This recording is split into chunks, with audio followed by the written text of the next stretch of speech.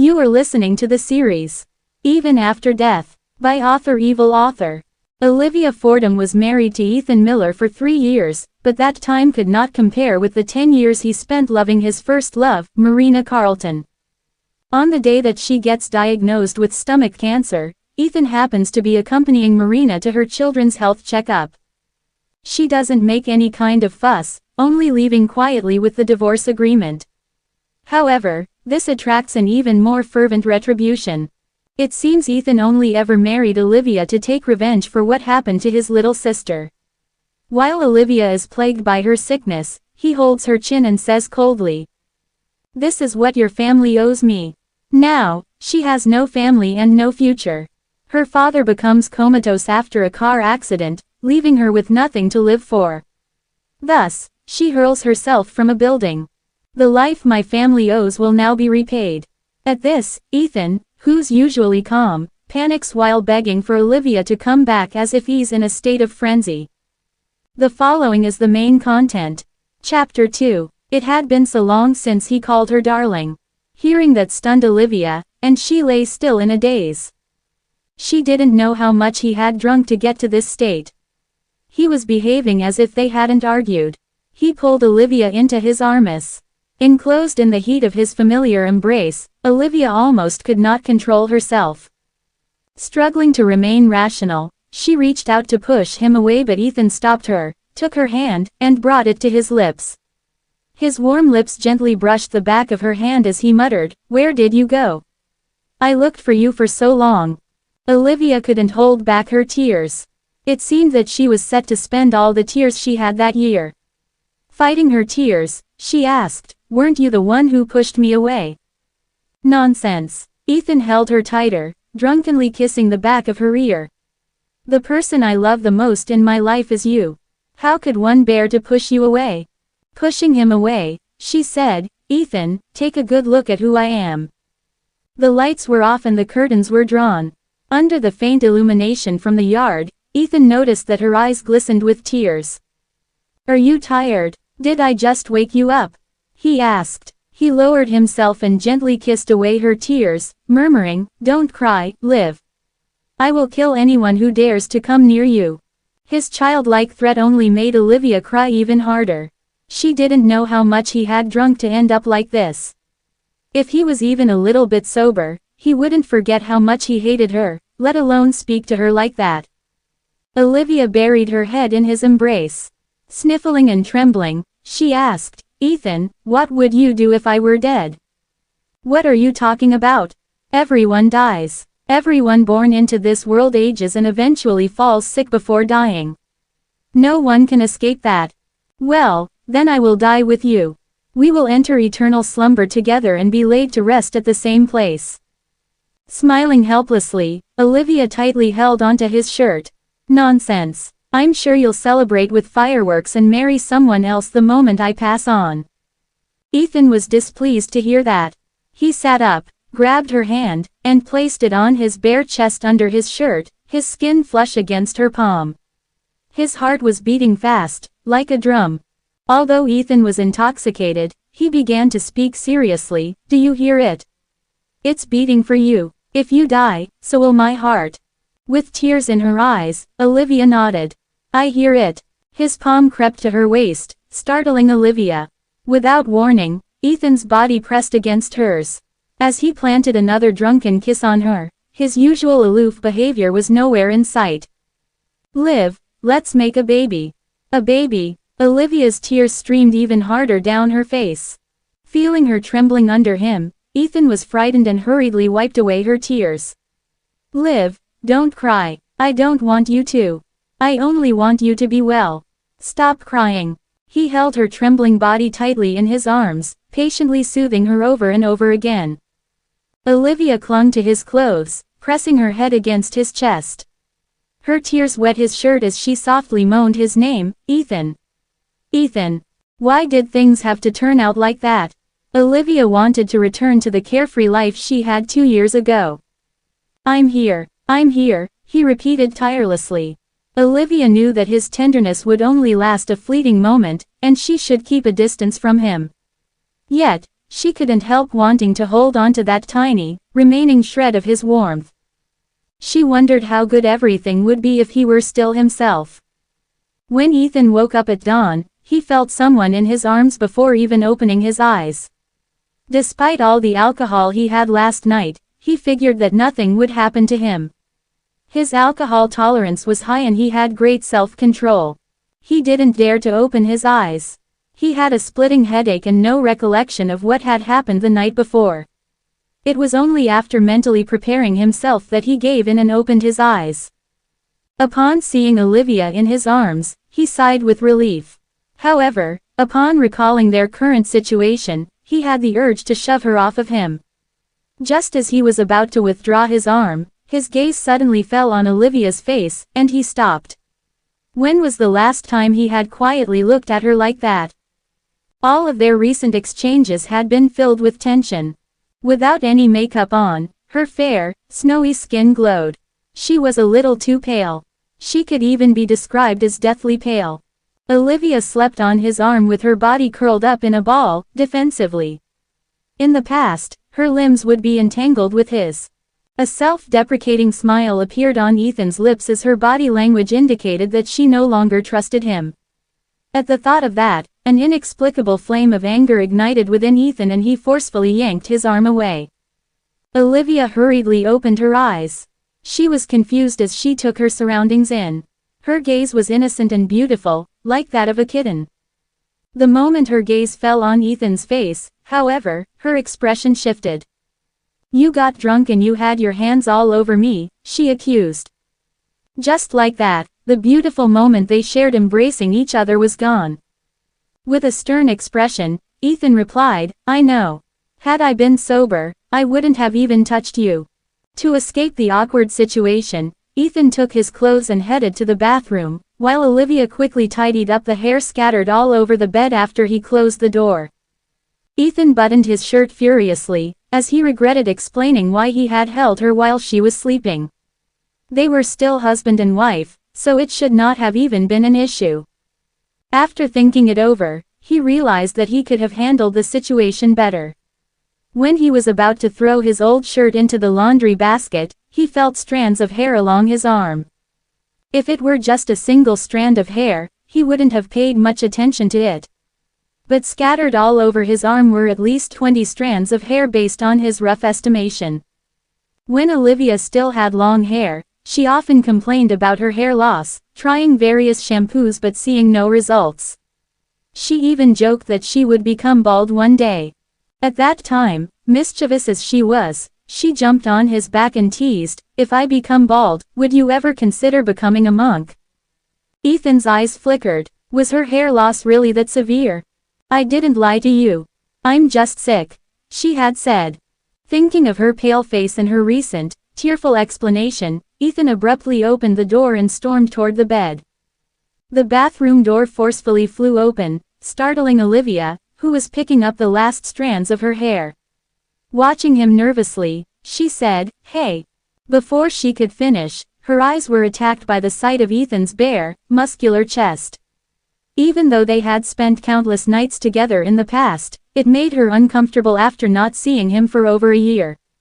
She quickly averted her gaze. Soon, the shadow he cast and his unique scent enveloped her as he approached. Olivia instinctively cowered and stared at him warily. "What are you doing?"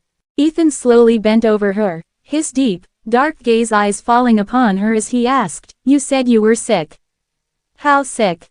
Olivia didn't know how to feel meeting his inquisitive gaze.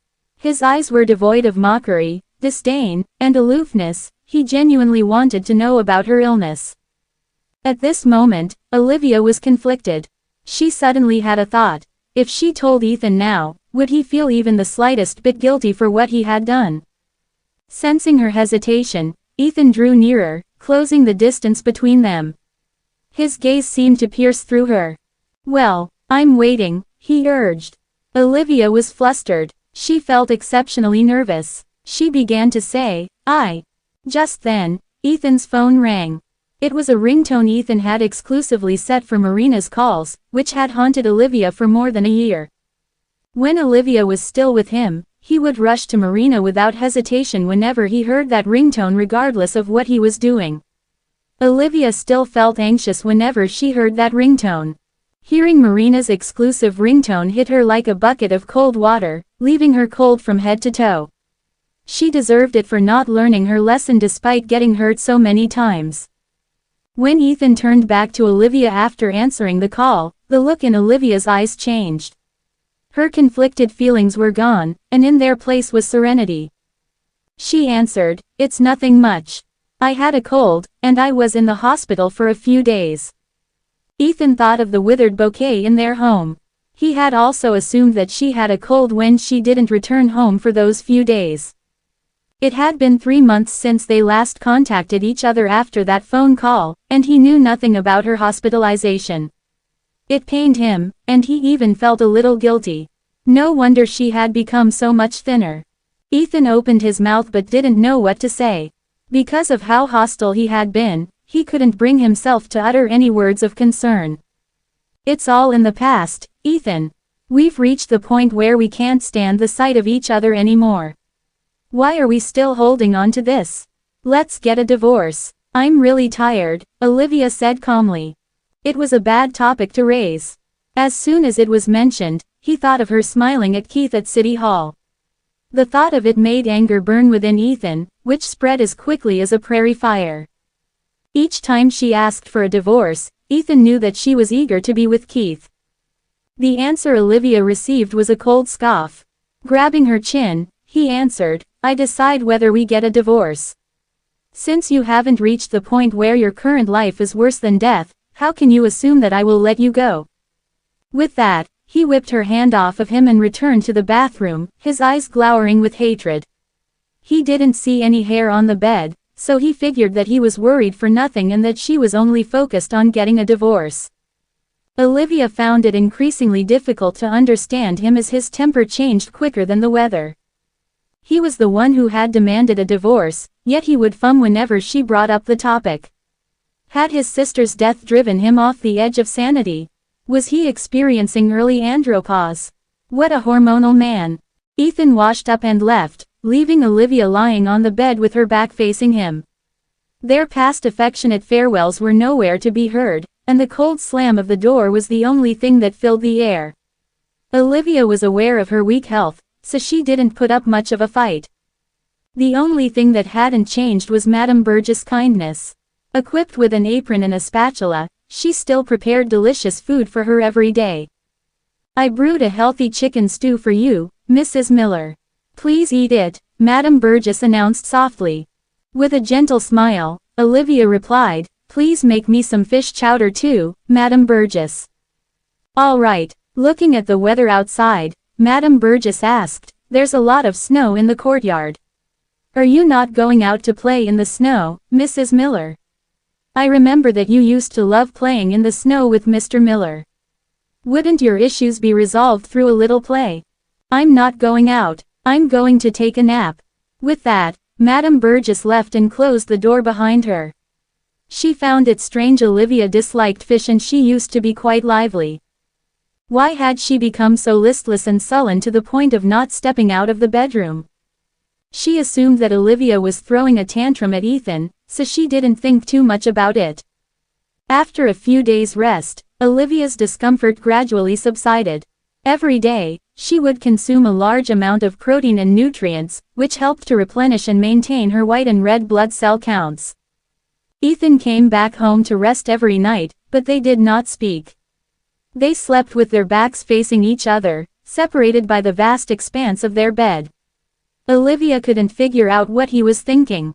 A few days later, her health was much better than it was before. Staring at the sky outside, she figured that he wouldn't be home anytime soon as the sky was still bright. For the first time, Olivia left the master bedroom and headed to Ethan's study. As she was entering the password, Madame Burgess called out, "Mrs. Miller." It startled Olivia. For the past few days, Madame Burgess had pitied her and lent her phone to Olivia. Hence, Olivia had not lost contact with the outside world, but Lee still didn't know the cause of Jodi's death, which spurred Olivia to take a risk and search Ethan's study. As Madame Burgess approached her, Olivia thought that her plan had failed. However, Madame Burgess said, "The lock has been changed, Mrs. Miller. You'll need to use your fingerprint. Let me help you." Then, Madame Burgess wiped her hands on her apron and placed her finger against the lock on the study door. Olivia was speechless. To Madame Burgess, Olivia and Ethan were just two quarreling youngsters. She didn't know a thing about the grievances they harbored toward each other. "Thank you. There's no need for that. Anyway, I'll head back to the kitchen." Olivia entered Ethan's study and noticed that it was no different from before. He was an organized person, and Olivia knew where he placed all his documents. Soon, she located a safe that contained everything about him and his sister, including childhood photos and toys. It had left a mark on his heart, which Olivia never explored when she was with him. 212. As she entered the password, her heart ached. His password used to be her birthday, but it likely had already been changed to Marina's birthday. She laughed at herself as she entered her own birthday. To her surprise, he hadn't changed it. The password was correct. Olivia opened the door, which revealed many objects inside the spacious safe, including several document folders. At first glance, she saw the words "cause of death." Olivia quickly took them out of the safe. She had barely scanned the first few lines when a cold voice asked, "Have you given up on playing nice? Are you resorting to thievery now? Spin to claim your surprise reward." Engrossed in reading the contents of the document, Olivia was startled by Ethan's sudden appearance. She dropped the files, which scattered all over the floor. Why had he come back so early? Ethan usually only returned home late at night. Although they were married, she was a little ashamed, especially since she knew that Ethan hated it when people schemed behind his back. Olivia swallowed nervously. Her expression was stiff as she said, "Why, you're back." Ethan was clad in a suit and tie, which outlined his tall and slender figure. When his icy gaze fell upon her, Olivia felt like she was trapped in a frozen cellar. He stalked toward her, taking wide strides with his long legs as he leisurely took off his blazer. Having been born with a silver spoon in his mouth, he carried himself with an air of nobility. Although he was merely removing his clothes, Olivia was so frightened that she nearly lost her composure. She wanted to escape, but her legs seemed to be paralyzed. Before she was in a relationship with Ethan, he was known for being a ruthless, merciless devil. Finally, she understood why everyone was afraid of him. He carried himself with an intimidating, terrifying air. Olivia's hands and feet were pressed to the ground. With each step he took toward her, she took a step back. Soon, her back was flat against the safe, she had no more room to retreat, and Ethan was already kneeling in front of her.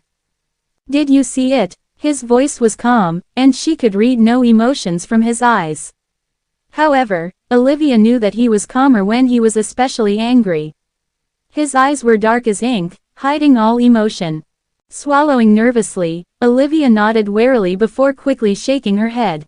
While she had scanned it, she hadn't finished reading it. She had only read part of the autopsy report. Ethan lifted her chin, forcing her to meet his gaze. "Do you know why I didn't want that child?" Chewing on her lip, Olivia whispered, "Because of Jody." The autopsy report stated that Jody's true cause of death was not drowning. She had been strangled before being thrown into the water. Another important piece of information was that Jody was 3 months pregnant. If she and Jeff really did have a romantic relationship, that child was most likely Jeff's. Brushing his finger against her tight lips, he spoke into her ear, "I checked the surveillance footage of the obstetrics and gynecology department that Leia was in. Jeff was there too that day."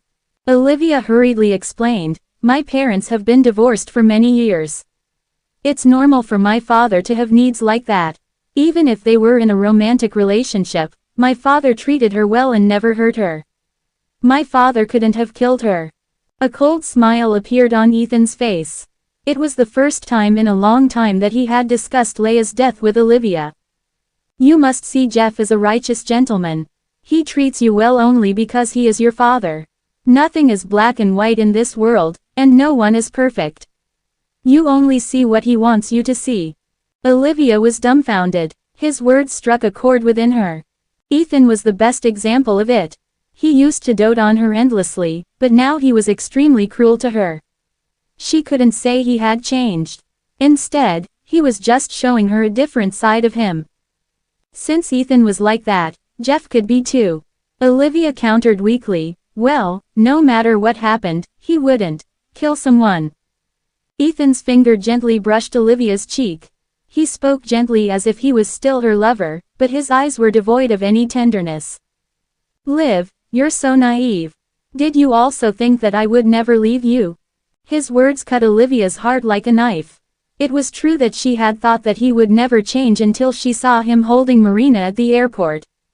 That was when reality slapped her in the face. Ethan continued, you've always wanted to know the truth. Today is your lucky day. Jeff didn't want to keep that child, and he didn't want to give Leia a home.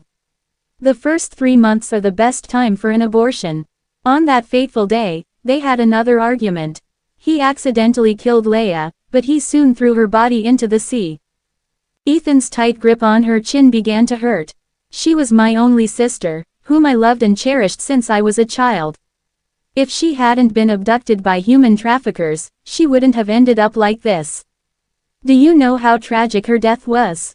If it wasn't for the DNA we left behind in the database, I wouldn't even be able to see her body, let alone the child forming in her womb. How old was she? Why did she have to suffer like this? Olivia broke free from his grip.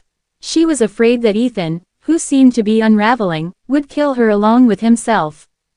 Ethan was still lost in his thoughts. For countless times over the years, I have imagined reuniting with her. But never had I imagined that we would meet again under such circumstances. Liv, have you seen what a body looks like when it's soaked in seawater for half a month?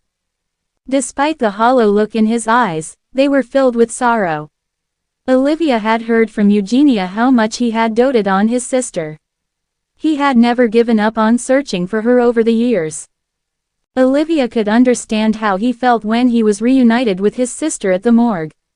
He had someone he cared about, and she also had someone she needed to protect. Since you discovered her when she was already a corpse, how can you conclude that my father was the one who killed her? Ethan's gaze suddenly changed, shifting from sorrow to aggression. If there is no conclusive evidence, do you think I would let go of the person who could have possibly harmed my sister? After Leia's funeral, I had someone secretly investigate. Otherwise, I wouldn't have known about the many secrets my dearest father-in-law had been hiding. What secrets? Do you know how many women your father, whom you see as a proper gentleman, has had over the past 10 years? Oh, I know. You will say that it's normal for a single man in his prime to have needs. Ethan was right. Olivia did think that. Ethan's next statement shocked her, making her jaw drop. All the women your father dated are around your age, or even younger than you. While most men prefer young women, no one is as cruel as your father. He put many women through abortions, some more than once. The most miserable ones among them are now unable to conceive as they had gone through dilatation and curettage too many times, and some were infected with gynecological diseases for aborting at such a young age. The most unlucky ones among them ended up with mental health issues and committed suicide.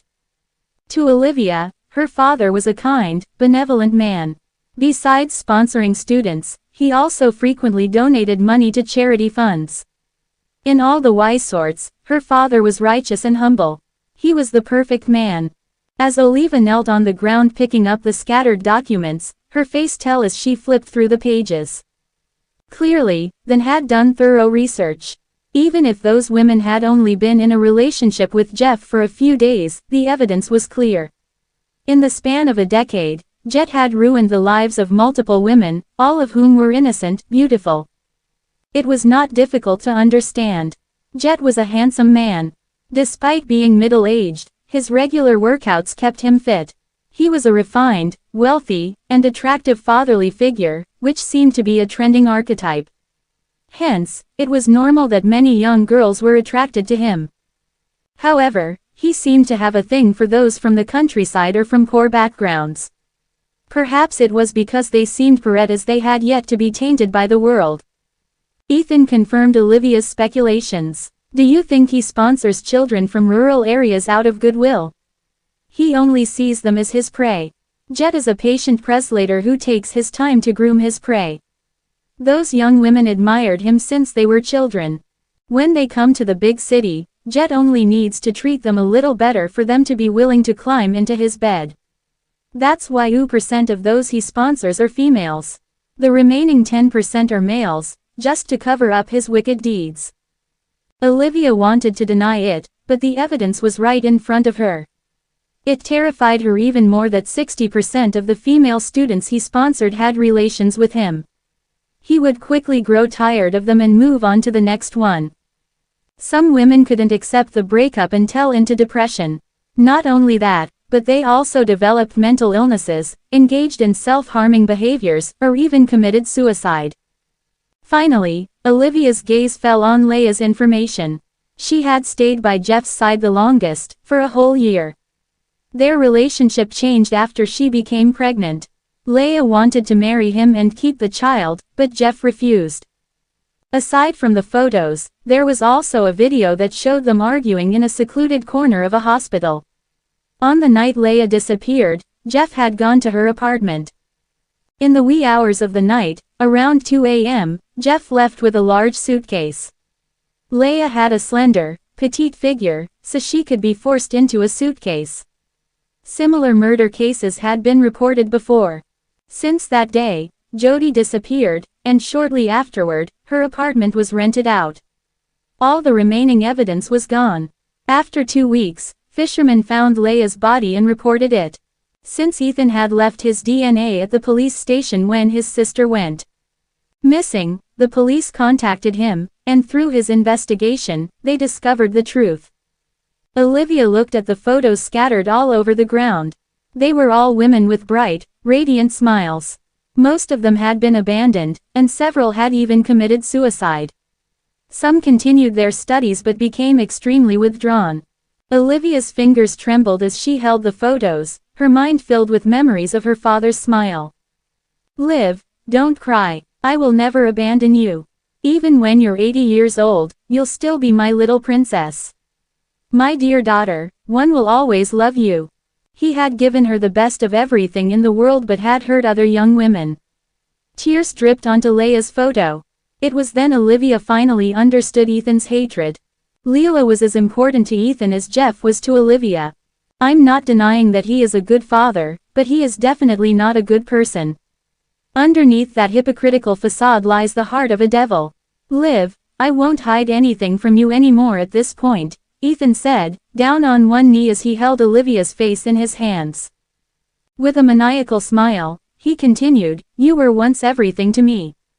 I loved you to the point of obsession. However, because you are Jet's only daughter, the more I loved you, the more I hate you now. Although he was smiling, Olivia felt a chill run down her spine. On the day I fell into the water with Marina, did you intentionally save her first? Did you want our child to pay for the life of your sister's child?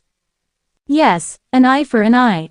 Olivia grabbed his collar with both hands, tears streaming down her cheeks. Are you crazy? Our child hadn't even had a chance to see the world yet. What did it do wrong? It was innocent. Tilting his head, he smiled devilishly. Then what did my sister do wrong? Wasn't her child innocent too? Olivia looked at Ethan, who now seemed like a completely different person. She knew that he would never get over this. Ethan, I understand how losing your sister has hurt you. Ethan's expression shifted, and he yelled, you don't understand. No one can truly share my pain. My sister was born premature and had poor health. She had heart disease. She was the cherished treasure of our entire family, and because of your father, she died so tragically. She was a beautiful woman, and my day would be ruined if I did anything to tarnish her memory. In the end, she left this world in such an undignified manner. Ethan reached out slowly, gently caressing Olivia's cheek. You will never know how I felt when I identified her body. When I removed the white cloth, I was filled with utter despair. Instead of finding out that she was dead and that I'd never see her again, I wish I never found her. Olivia opened her mouth, but couldn't find the right words. Coming from her, even apologizing to Leia would be disrespectful. She finally understood why Ethan had been so emotional and why he had looked at her like that. To prove that it wasn't Jeff, he must have made a lot of effort. The evidence he had collected proved the love he had for her. He tried to overturn the hypothesis, to clear Jeff's name. But the truth and evidence only separated them. He had struggled hard, but in the end, he couldn't bring himself to live peacefully with her. Even though Leia was already dead, he still wanted to seek revenge for her. Olivia knelt on the ground, gripped his collar, and pressed her forehead against his. Ethan, you must have been in so much pain. The Fordhams have gone bankrupt, I lost our child, and my father lies unconscious in a hospital bed. Can't we stop tormenting each other? She hadn't spoken to him like that for a long time. The sound of her voice caused Ethan to tremble, and a myriad of emotions flooded his heart. With no knowledge of his thoughts, Olivia anxiously waited for an answer. Could they reconcile? She didn't want him to continue torturing himself every day. After a long time, Ethan slowly lifted his head, his eyes bloodshot as he fought his tears.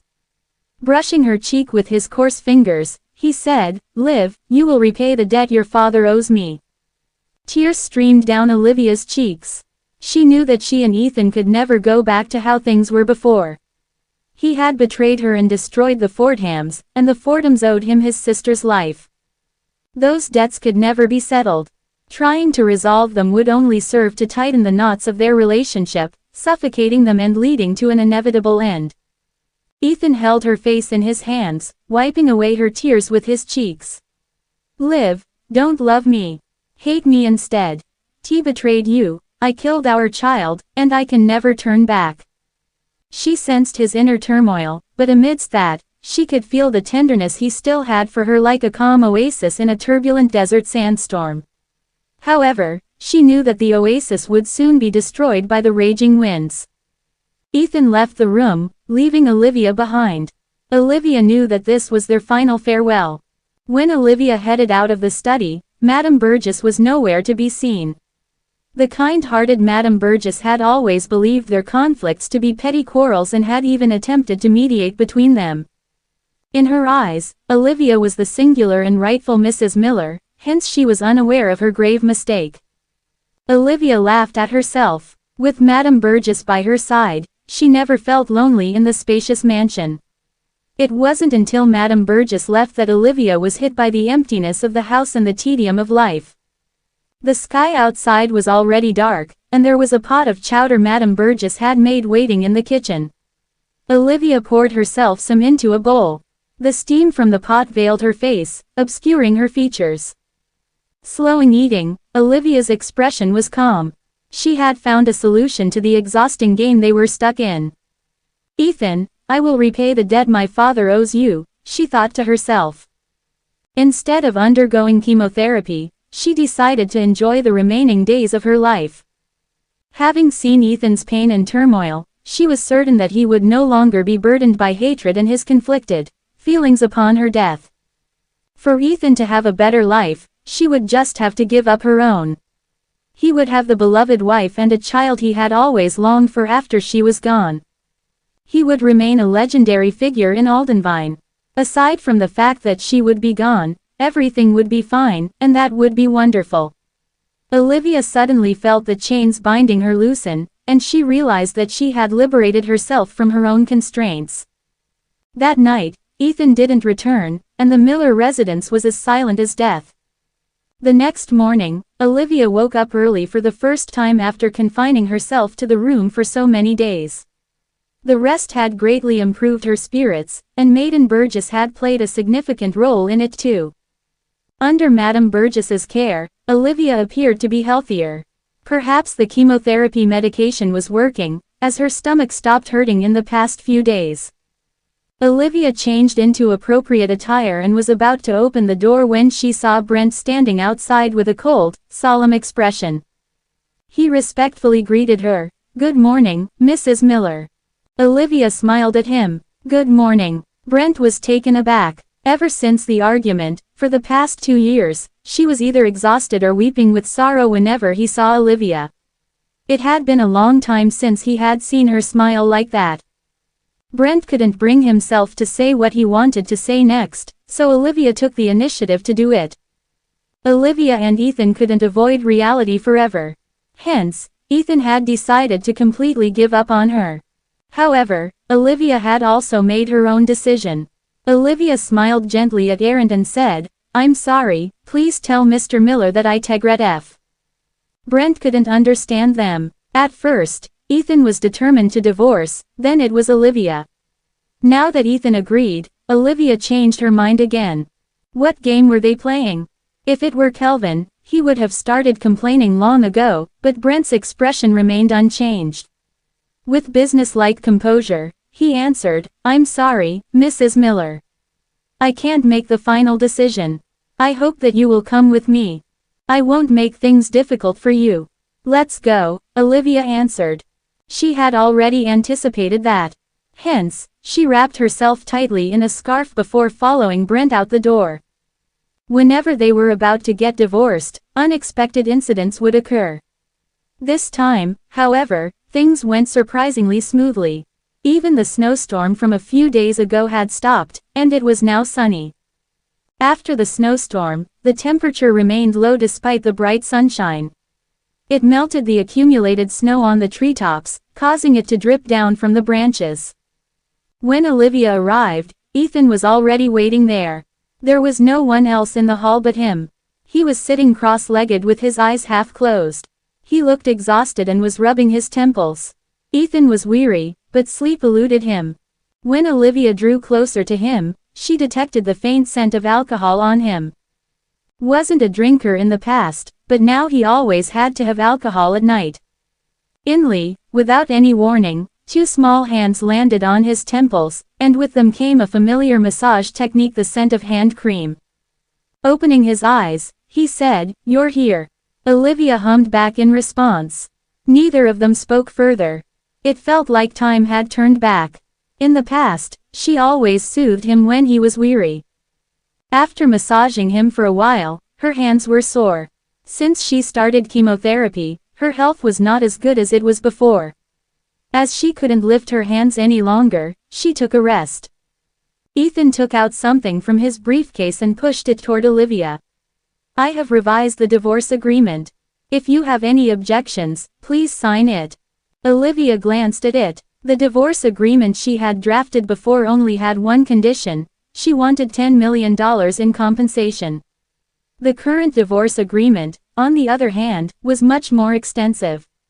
It amounted to $1 billion, part of which was made up of villas, cars, and real estate properties. She chuckled lightly. "Mr. Miller, you're really generous." Instead of looking at her, Ethan lowered his head to glance at his wristwatch. "It's what you deserve." Olivia didn't know what he had been thinking all night, but it was evident that he intended to completely separate himself from her. She couldn't call him heartless, as he was more sentimental than anyone she had ever known. She couldn't claim that he was in love with her either, as he had been ruthless to her. Olivia held the pen and crossed out those clauses and conditions. "Thank you for your consideration, Mr. Miller. As I said, I only need the $10 million. You've given me $5 million. What about the remaining $5 million? Ethan frowned in dissatisfaction as he looked at her. "Olivia, don't you know what's good for you?" However, Olivia smiled in return. "I'm not used to a luxurious life. Although these past 2 years have been tiring, they've also been quite fulfilling. Besides, I didn't bear you any children, so giving me only this much is not appropriate." Ethan was about to respond, but Olivia suddenly leaned over the table. She placed her hands on the table and leaned closer to him. $10 million, and I have one more condition. In the dark depths of his pupils, she could see the reflection of her gentle smile. With a raised eyebrow, he asked, "What is it?" Olivia's lips formed a stunning smile as she sweetly requested, "Ethan, I want you to keep me company for 3 months." The gravity of her smile almost sucked Ethan in, but his rationale quickly pulled him back to reality. He furrowed his brows. He had an unpleasant look on his face as he said, "What trick are you trying to pull, Olivia?" Olivia said seriously, I'm not trying to pull anything. I'm telling you that I'm giving you 3 months. After that, you can marry Marina and have a million babbles with her for all I care. When that happened, her life would be at its end. She would find somewhere remote and live the rest of her life in peaceful solitude. Ethan saw the determination in her eyes. He felt like didn't understand Olivia anymore. He thought she was going to hate him, even after they talked it out. He did not expect her to be like this. Ethan coldly glared at her. What if I say no? Then, I'll never sign the divorce papers. I can wait. Your girl and baby can't, Olivia said as she quirked an eyebrow. She had the usual taunting look on her face. I'm giving you 3 months. We'll sign the divorce papers after then. After that, I'll leave Aldenvine and never come back. Ethan sneered. I know you won't leave your father behind. She was about to die anyway. Why should she care about anyone else? Olivia replied gently, the doctor said the chances of my father waking up are very slim. It's not a bad idea for him to stay if he is going to still be in a coma. Maybe when she reached the end of her life, she would ask the hospital to do the same for Jeff and terminate his life support. If she went away first, no one would be there to help him handle his affairs. If Ethan were to one day lose his mind and throw her father's body into the sea, he would be mangled by the currents. She might not recognize him if she bumped into him in heaven. It was probably a better idea for them to leave the world together. At least the journey wouldn't be too lonely then. Ethan stayed silent. However, Marina interrupted the conversation. Ethan, is it done? Discussions of divorce had never reached a point of success. Marina couldn't sit and wait any longer, so she had on taking matters into her own hands. This time, she brought her child with her to secure Ethan's heart. She couldn't let anything sway the discussion this time. She was carrying her daughter, an adorable little girl. She didn't look anything like Ethan, but she was a spitting image of Marina. When Olivia noticed the child, she was a little surprised. Her heart felt like it was being squeezed. She felt like she couldn't breathe. If her baby survived, she would be as old as her daughter. She had lost her precious daughter, but Marina was lucky enough to have twins. The girl reached for Ethan. She gurgled, "Ah, Papa Carey." Ethan swiftly took the baby in his arms, and Marina stood beside him. She smiled gently at Olivia. Miss Fordham, Ethan does not love you anymore. Why are you even still here? She glanced at the divorce papers. A surprised look flashed across her face briefly, but she quickly regained her composure. Ethan has been more than kind to you. If I were you, I would learn my place. Don't be greedy. You might lose more than you gain if you do. Olivia looked at her coldly, and she rudely retorted, that's why you never will be me. This had a double meaning.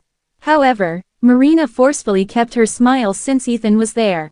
Olivia was fiddling with the pen in her hand. Ethan, this is my condition. If you don't agree, we can drag this on. We'll see who lasts the longest. 1 month. Ethan looked up, his eyes locked on her face. Olivia tried to negotiate but received his heartless rejection instead. That's my final offer. There was no room for negotiation. Okay, 1 month it is.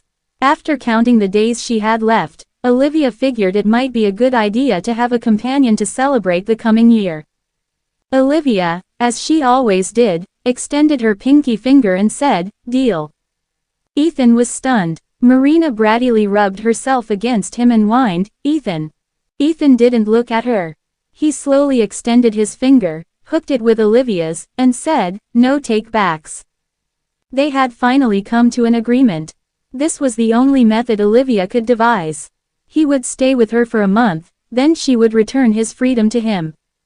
Marina groaned, "Ethan, I'm not rushing you to get a divorce or anything, but think about our baby." Olivia's stomach churned as she looked at how childish Marina was being. "I'm going to the bathroom." Ethan was great at everything, except choosing people he wanted to keep in his life. Although Marina was his neighbor, he didn't need to be with someone like her to torture himself.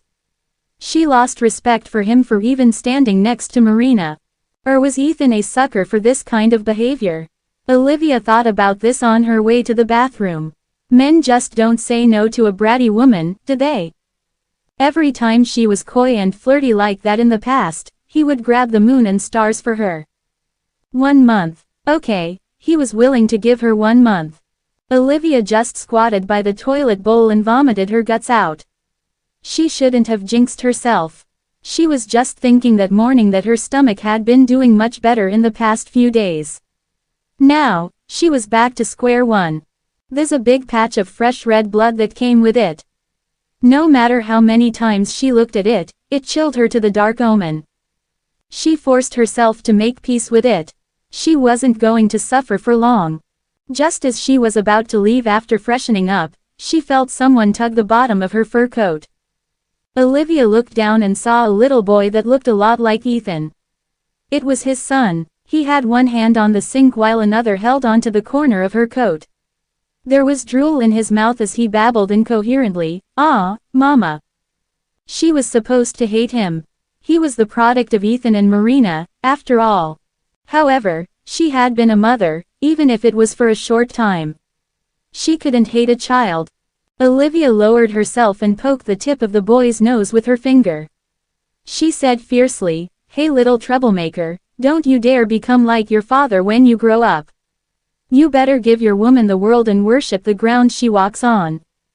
Little Connor stretched out both his arms and rushed toward Olivia. "Carrie." Olivia pulled a face to scare him.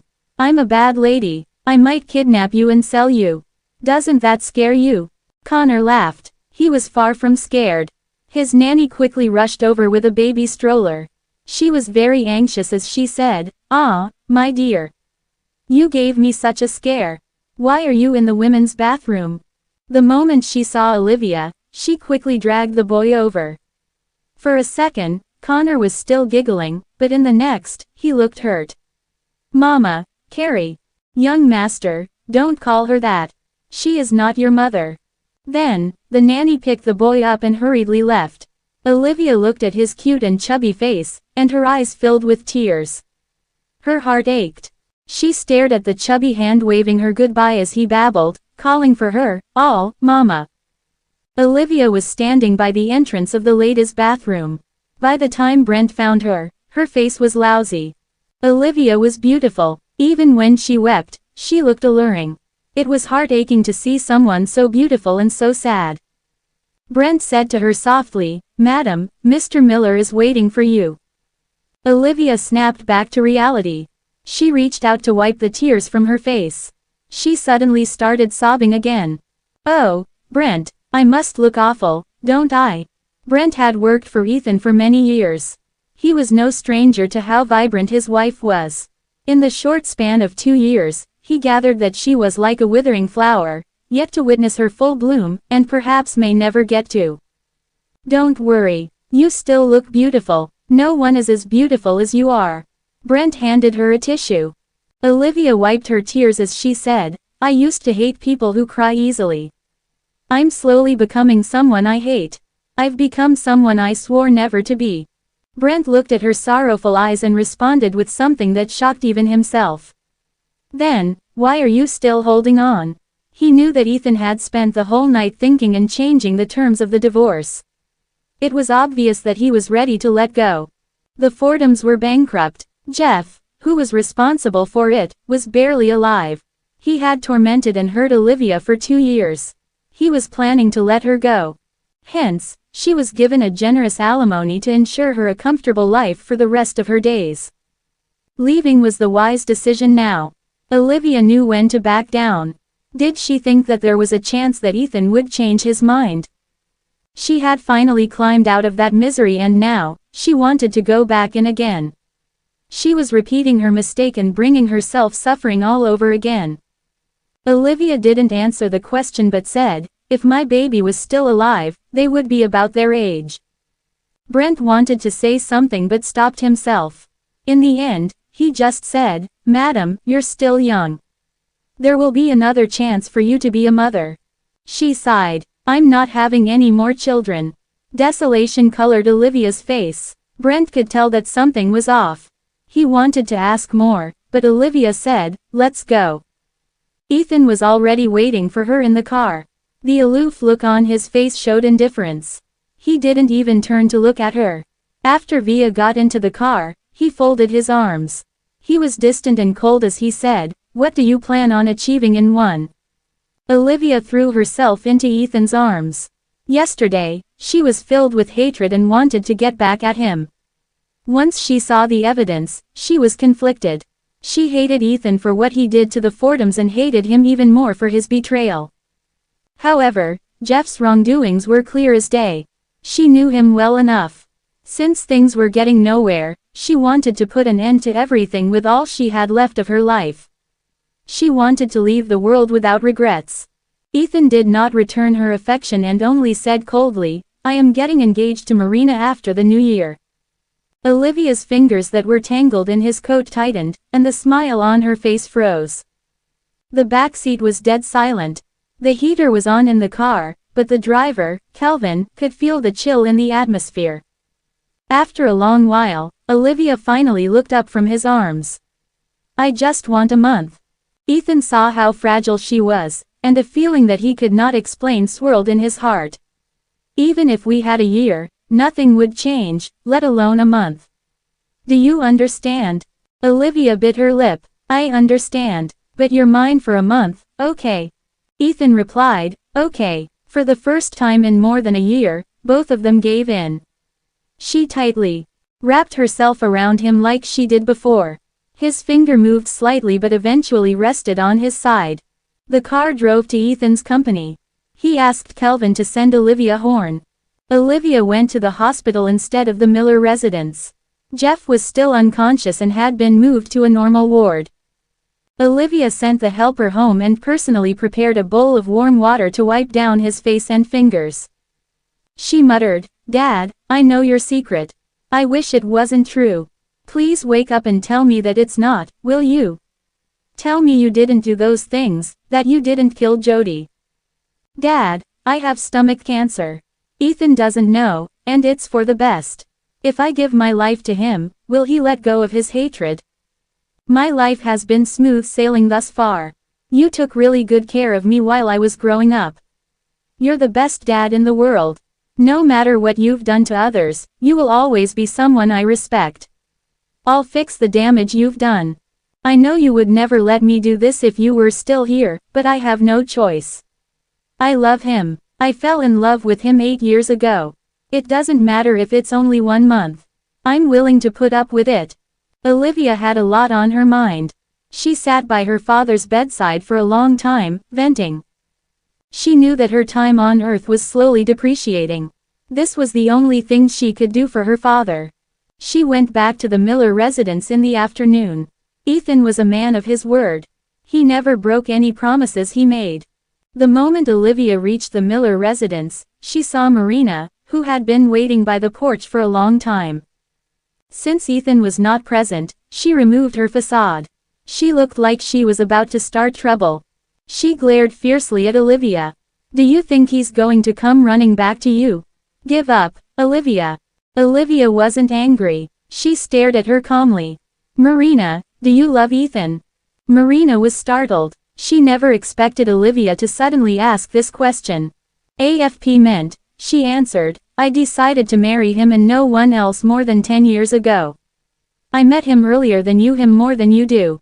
You can't win." Olivia smiled wryly and responded, "I know that." She raised her head and said lightly, "I don't know if you believe me, but I never wanted to be your enemy. Even today. The dead could never win a fight against the living. Moreover, a conversation would not make her business with Ethan disappear. I only want 1 month. After 1 month, I will leave the city. Do you take me for a child? You." Before she could finish, a loud baby's voice yelled, "Mama!" A small bundle of joy wearing a teddy bear onesie appeared in the snow.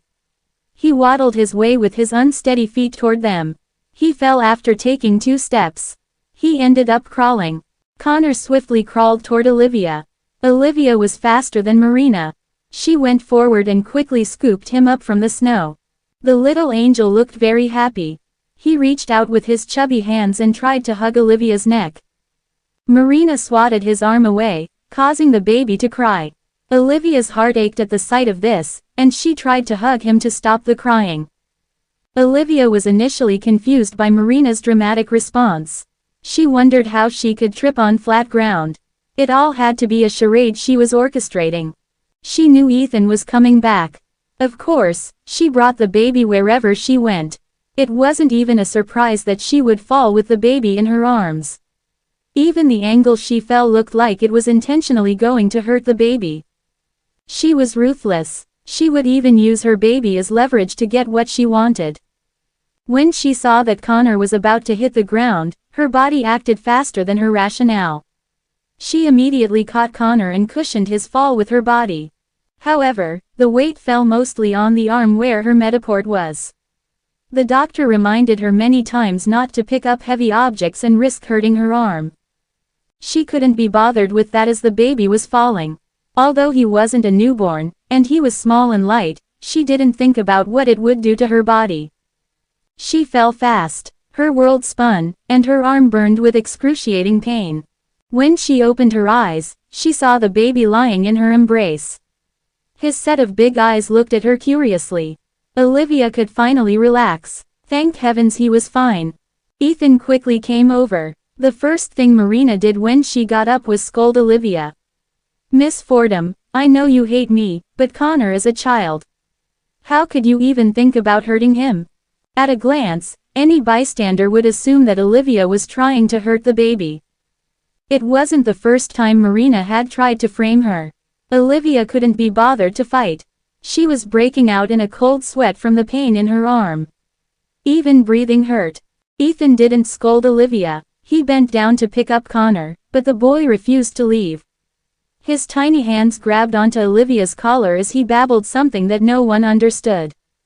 Ethan glared coldly at Connor. Although Connor was young, he immediately shut up. He looked at Olivia, aggrieved. He looked like he wanted her to carry him. Marina took Connor from Ethan. He started crying again, not wanting her to touch him. "Ethan, Connor wants you," Marina said pitifully. "I brought him here, but I didn't expect that Miss Fordham would." Ethan unpleasantly interrupted her whining. "I'm sending the both of you home." Olivia was still flat on the ground, facing the sky. She wanted to get up, but her body felt like it was 80 years old. She had no strength to get up from the fall. She needed a hand, so she looked toward Ethan. "Ethan, could you?" Ethan glanced at her from the corner of his eye and said, "I'll come back later." Olivia could only watch his cold back as her mouth curled into a wry smile. Oh, how cruel he could be. In the past, he would comfort her even when he knew she was faking her pain. Now, he didn't believe her when she was hurting so much that she couldn't get up. This had nothing to do with trust. His heart was no longer with her. Snow fell on her face. She recalled when she was dating Ethan. He looked cold and aloof as he walked ahead of her. That day, she sprained her ankle on purpose. She sat on the ground and counted in her heart how long it would take for him to turn around. He turned back the moment she counted to 3 and rushed toward her. It was the first time she had seen panic on his face. She wrapped her arms around his neck and said coyly, "Maybe you shouldn't walk so fast next time."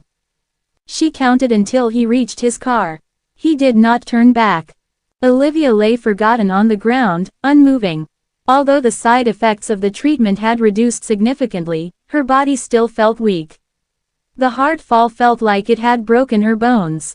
Brent and the rest were with Ethan. Madame Burgess used to be around, but she left. Now the house was empty. Snow fell from the sky, and cold wind came from all directions. Her hands and feet were frozen. She thought, "Someone please help me." Her bag was not far from where she was, but she could not turn over and reach for it. She could only stare at the snowflakes floating in a cruel ballet in the sky. Tears slowly fell from her face as she whispered, 885, 886. By the time she counted to 1038, Olivia had recovered enough strength to stand. She used one hand to support herself and got up. She was freezing. When the car arrived, the tip of her nose was red from the cold. She couldn't raise the arm she used to catch the boy, so she had to use the other to help her breathe. "Miss, you must be cold." Are you going to the hospital alone? It's getting late. You should be careful. You should have someone with you. You're a beautiful lady. There have been a lot of stories in the news about ladies like you going missing. The driver warned her when he saw that she was going to the hospital alone at such a late hour. Olivia put her hand down. She was warming up from the heater in the car. She watched the scenery outside the window rapidly passing by. Her mouth curled into a smile as she said, "Thank you, sir, but I'm fine. My family will be with me soon." She didn't have any family. Luckily, Keith was done with work. She had been waiting for the on-call doctor. She saw a familiar face when she opened the door. Keith walked in wearing a white coat and his head down. His face looked even more elegant with his silver-rimmed glasses resting on his nose. Olivia didn't know he was working tonight. It would be too obvious if she backed out now. Keith lifted his head while she was deliberating on what to do. The eyes behind the glasses became more vibrant at the sight of her. Then, they quickly turned into a look of concern. He didn't think Olivia would come and see him this late. He rushed over quickly. "Is something wrong?" Olivia was so cold, her hands were numb, and her arm ached. She said quickly, "Keith, my arm hurts." The look on Keith's face changed the moment he heard that the arm with the Mediport was hurting. "Quick, let me see. You studied medicine so you should know this. If the Mediport loosens, it can cause your heart to constrict. You could be in great danger." This was not a small matter. Olivia had been very attentive toward that arm. However, what happened today was unexpected. Keith began to examine her. Thankfully, the Mediport was intact. Keith let out a breath of relief. Without apprehension, Olivia suggested, "Keith, help me take it out." "Take it out? You still have a few more rounds of chemotherapy." Olivia looked into his anxious eyes and said lightly, "I'm done with them." Keith had no idea what she had gone through the past few days. She used to have an inspirationally strong will to live.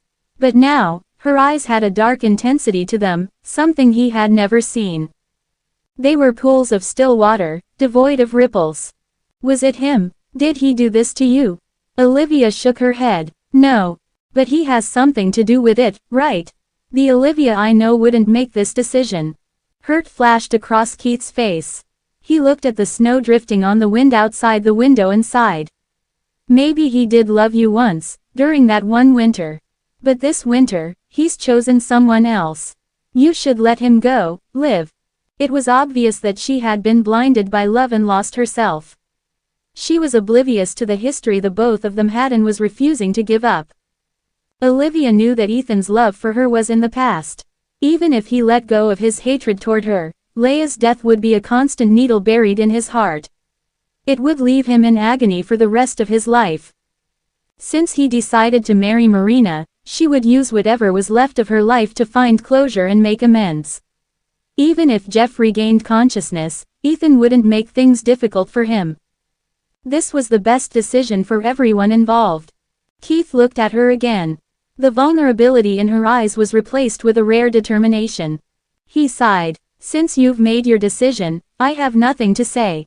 Olivia, you know the consequences of removing the Mediport. Are you sure?" He seemed to love asking Olivia this. Olivia smiled and firmly said, "Yes." She pulled off part of her clothes and revealed her pale shoulder and her arm. The wound from before had healed over. She insisted on doing it without anesthesia. It was a simple procedure for Keith. Although she was lucky that the Mediport was still attached, her arm took subdermal damage from Connor's fall. Her skin was bruised. Keith carefully treated her wound. The sharp scalpel cut open her wound that had just healed over. A suffocating pain spread through her and into her heart. She resisted the urge to scream. Keith felt sorry for her seeing her wincing. His hands were still moving when he said lightly, "You can scream if it hurts." It was what the doctor told her the last time. Olivia insisted on bearing the pain as she gritted her teeth, one hand gripping the cold table tightly. Keith quickened his pace. Her arm hurt so much that it felt numb when the wound was sewn up. She was drenched in cold sweat and lay on the chair lifelessly. Keith brought her a cup of water. He sat opposite her and said patiently, "Olivia, I've followed up on your dad's condition with his doctor. There's an 80% chance that he'll wake up if we can get the world's best neurosurgeon, Leo, to operate on him. I've looked him up. Leo vanished after an accident 5 years ago. No one knows where he is." Olivia recovered with some water and rest. She could barely breathe from the pain from the wound touching the gauze. Yet, she forced herself to stand and was prepared to leave. "Thank you, Keith. You don't have to worry about me from now on. It doesn't matter if I've divorced Ethan, he won't let me interact with other men. I don't want to cause trouble for you." Olivia stumbled as she stood up. She smiled frailly. "I fell in love with him the moment I laid eyes on him. I've loved him for so many years. I can't just let him go." Keith saw tears streaming down her face. He wanted to wipe them for her, but he was in no position to. He could only stay still and look at her. Tears slid down her chin. Olivia smiled wryly. "I know it's suffocating, but the thought of watching him marry another girl hurts more than my cancer. I have no reason to live, so I'm choosing to die." I recently stumbled upon a saying. If you knew you were destined not to end up with the man you love dearly, would you choose to live through the joy and hurt and watch it end, or turn around and leave before it even starts? Olivia laughed at herself. If I hadn't met him, I would have chosen to turn around and leave. However, such is fate that I am unable to escape. He and I agreed that he would keep me company for another month. We will get divorced after. By then, I will take the step back to look around, like you want me to." Keith looked at how clumsy each of her steps were. Her right hand rested on her left shoulder as she walked. She kept her back turned to him as she said, "Keith, thank you for everything you've done for me. I don't deserve you." She slowly inched her way to the chilly outdoors. There was a blizzard howling outside. Her silhouette drifted further away into the distance. Keith did not want to let her go. He looked out the window and watched her disappear. The corner of his lips curled into a helpless smile. Why was she so persistent? Was Ethan really worth it? Keith likened her to a pious priest on a vision quest, looking for a holy place that never existed in the first place. The lights were on when Olivia got back to the Miller residence. She looked at the cozy mansion in the snow, reminiscing how it had been 3 years ago. Warm air flooded her the moment she opened the door. She took her shoes off and found Ethan busy in the kitchen. As usual, he was there. He was wearing a gray cashmere sweater. His forearm muscles pushed against his rolled sleeves, making him look especially attractive. His left arm bore a long and ugly scar. The scar was from when he shielded her from a thug that was coming at her with a sharp knife. Ethan was focused on cooking when he felt a hug behind him. He was stunned and stopped as Olivia buried her head into his back. He continued cooling for a bit more and turned the flame off. He stood at the stove and did not turn back. He said softly, "Where did you go?" "I was at the hospital for my arm." He knew how she could be. He had to care for her quite intently, even when she got a small cut. Her fall this time was much worse than that. It didn't matter what Marina said. Ethan was not blind. He could tell that she was trying to save Connor. "Thank you for today." Connor was okay. After that, Ethan skillfully plated the food and brought it to the dining table. Olivia was rooted to the spot, shocked. It was the first time he had ever thanked her.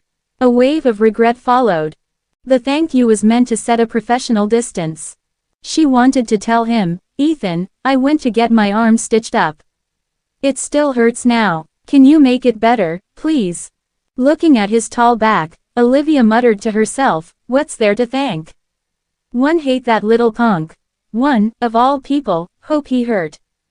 Ethan didn't expose her horrible attempt at lying. He called out to her from the side of the dining table. "Come and eat. Wash your hands first." Rays of light from the chandelier fell on him. Without his suit and tie, the woolly cashmere sweater added a domestic warmth to him. Even his elegant face was less cold than usual. He was wearing the apron she got him 3 years ago. It almost looked like nothing had changed.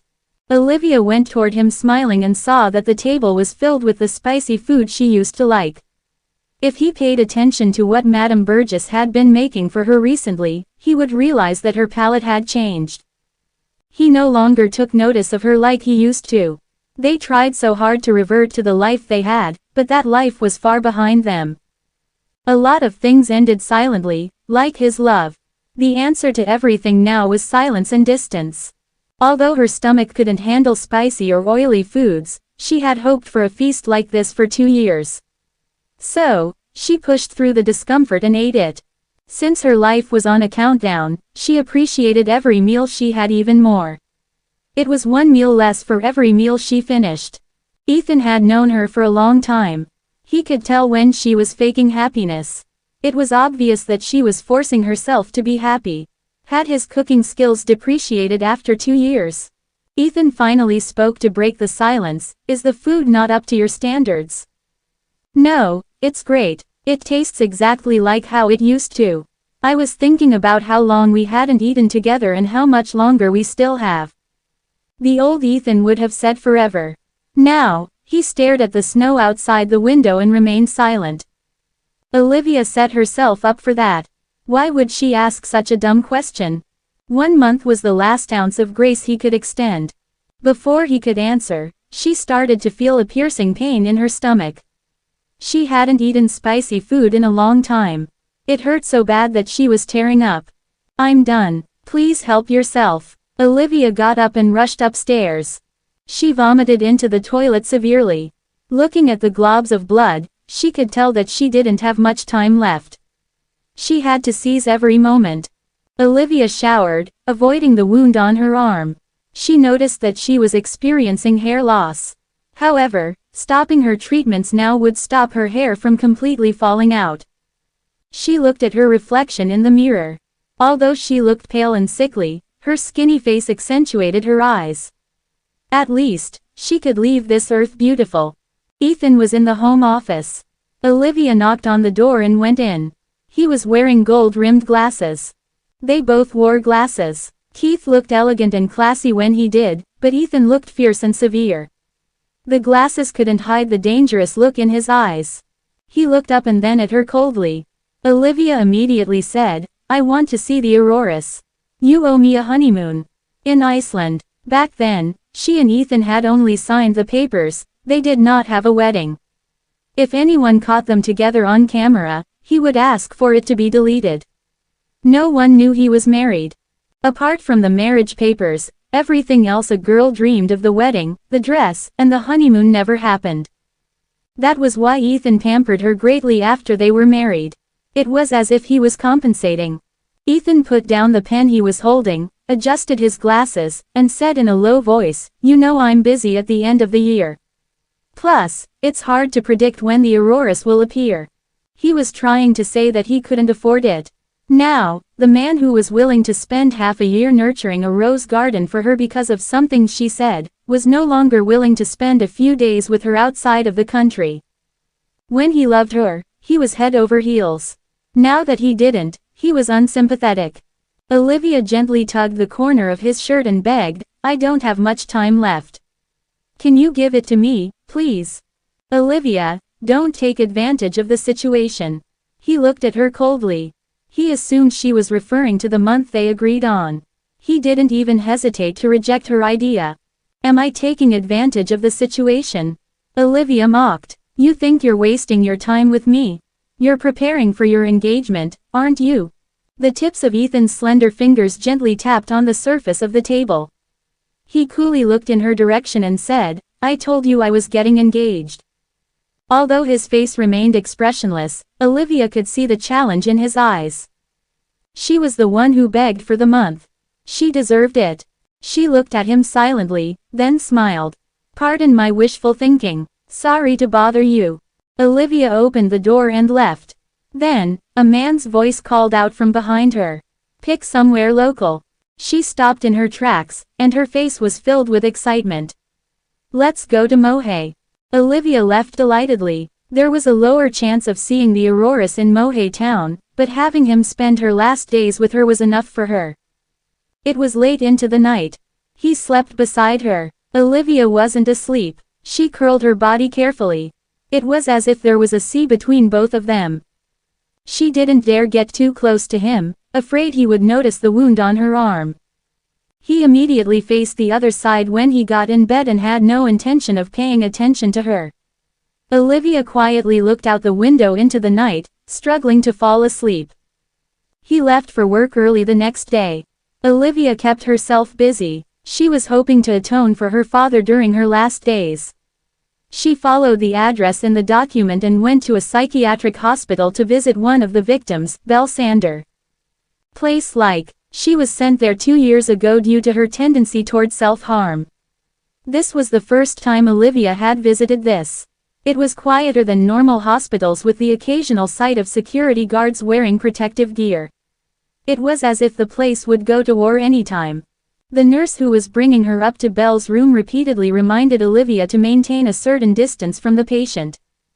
Belle had a roommate. She saw Olivia and started giggling. Belle was a quiet girl. Her long hair rested over the number on her gown. She was hugging her knees as she looked out the window, her eyes were lifeless. Belle, Olivia gently called for her. She had met Belle once previously at an innovation competition. She was full of vigor, and her eyes were radiant back then. The person on the bed moved and turned curiously toward Olivia. Before Olivia could speak, she grabbed her hand and shushed her, saying, "Keep it down. Someone is trying to take my baby." Olivia looked at the pillow in her arm. She didn't want to trigger her, so she nodded and asked, "Who is trying to take your baby?" Tap, tap, tap. The sound of high heels resounded in the hallway. Belle was so terrified of the sound that she hid behind the curtains, shivering. She's here to take my baby." Before Olivia could speak, a woman in a white lab coat and a name tag on her chest that said, "Director," stood at the entrance. She said fiercely, "Belle's mental state is clinically unstable. She does not have the capacity to entertain guests. Miss Fordham, please leave." Olivia set the fruit basket down and explained, "She's my friend. I'm just here to check on her." Then, "Oh, leave. That won't be necessary. Being near people will worsen her condition. Miss Fordham, please." Belle stuffed the pillow into Olivia's arms and desperately said, "Leave with my baby and take care of it. I will stall these people. Quick, run." As she spoke, she picked up the fruit basket Olivia brought and threw it at the doctor. "I will kill you, you demon. I'll kill you if you even think about taking my baby away." Security guards burst through the doors with helmets and vests and took her down with a stun gun. 4 men carried her to her bed and tied her to it. Belle was still screaming, "Give me back my baby." She slowly lost her strength as she was given a tranquilizer. She fell unconscious shortly after. Olivia was startled by everything that was happening before her. It felt more like a prison than a hospital. The doctors were merely wardens. The unconscious Belle looked so innocent. Olivia was escorted out of the room before she could even ask anything. When Olivia glanced back as she left, she saw Dr. Galloway scolding the nurses for letting her in. Dr. Galloway looked up at her and met Olivia's eyes. Dr. Galloway quickly averted her gaze and stopped her lecture. Olivia felt that something was off, especially with the fact that Dr. Galloway seemed to know who she was when they had never met. According to Ethan, it all happened to Belle after her high school examinations. Jeff abandoned her, and she was sent to this hospital for treatment after losing her baby and becoming mentally unwell. However, something was off about her. She kept mentioning a baby, but nothing about Olivia's father. Could it be that she had repressed memories of her father? Olivia left for Belle's house to ask her parents about what had happened. When she reached the Sanders, the place now belonged to someone else. Belle's parents had migrated overseas about a year ago. Olivia found it bizarre that they would abandon their daughter. The Sanders were an average family. They wouldn't have had the money to go overseas even if the youngest son was a prize-winning scientist. She asked Ryan out again, and as always, Ryan respectfully agreed. "Miss Fordham." "Ryan, I have something to ask. Do you know Belle Sanders?" "I do. That poor girl. She had a mental breakdown quite suddenly about 2 years ago." He sighed. "Her family must have pressured her too much about school. She's in a bad state. Being mentally weak can cause a lot of problems. Ryan, did Belle have a boyfriend? Ryan waved his hand. No, she prioritized her studies and always kept her distance from guys. The only guy she was close to was Mr. Fordham. Mr. Fordham is a kind man. He helped them all unconditionally, Jody, Belle, and also the late Angel. They had short lives. Mr. Fordham's care toward them had really gone to waste. I know that the family is not rich. Why could they suddenly migrate overseas? Her mother remarried to a rich man. Belle was supposed to go overseas for her studies but was unexpectedly caught in this mess. Mr. Fordham must feel so sorry for her if he knew. He was kind to Belle. He had high hopes for her too. Alas, such is the cruelty of fate. Olivia gathered information on a few people. However, it was nothing new from what she learned from Ethan. She wanted to make reparations with these girls. Unfortunately, they had either moved somewhere else or back to their hometowns. They were nowhere to be found. Olivia had to stop and wait for Belle to settle down before visiting the psychiatric hospital again. She chatted with Ryan for a while before heading their separate ways. Olivia looked at the colors of the sky before hailing a cab home. It was the evening rush. Olivia leaned against the car window and closed her eyes to rest. The cab was playing the local news on the radio. A headline about someone jumping off the roof of a psychiatric hospital caught her attention. Olivia opened her eyes and asked the driver to turn up the volume. It was the psychiatric hospital she went to earlier. She did a quick search on her phone and saw that the deceased patient was Belle, whom she just visited. She killed herself. She was wearing a hospital gown in the picture. Her face had a strange smile. Olivia immediately felt a chill run up her back when she saw the picture. Her hair stood on end. The driver hurriedly asked, "Miss, what's wrong? You look like you saw a ghost." "And nothing. It's a shame what happened to that girl. She's sick in the head. Happens all the time. My cousin's kid has depression and tried killing himself a few times. Leaving this earth seems like the only way they'll be free." Olivia was reluctant to agree with him. The woman who was tied to her bed and tranquilized plagued her mind. She was so young. She felt depressed the entire way home. Ethan was not back yet. She slumped on the sofa, letting the physical and mental exhaustion wash over her. The image of Belle jumping was all she could think about. Olivia thought about how similar her ending would be after she died. She had no family. Would Ethan be devastated, or would he finally be free of her? Olivia turned her phone on and planned her trip to Mohey Town. She needed to cherish every day she had from now on. Ethan came home very late that night. When she saw him, she quickly went to him with her notebook.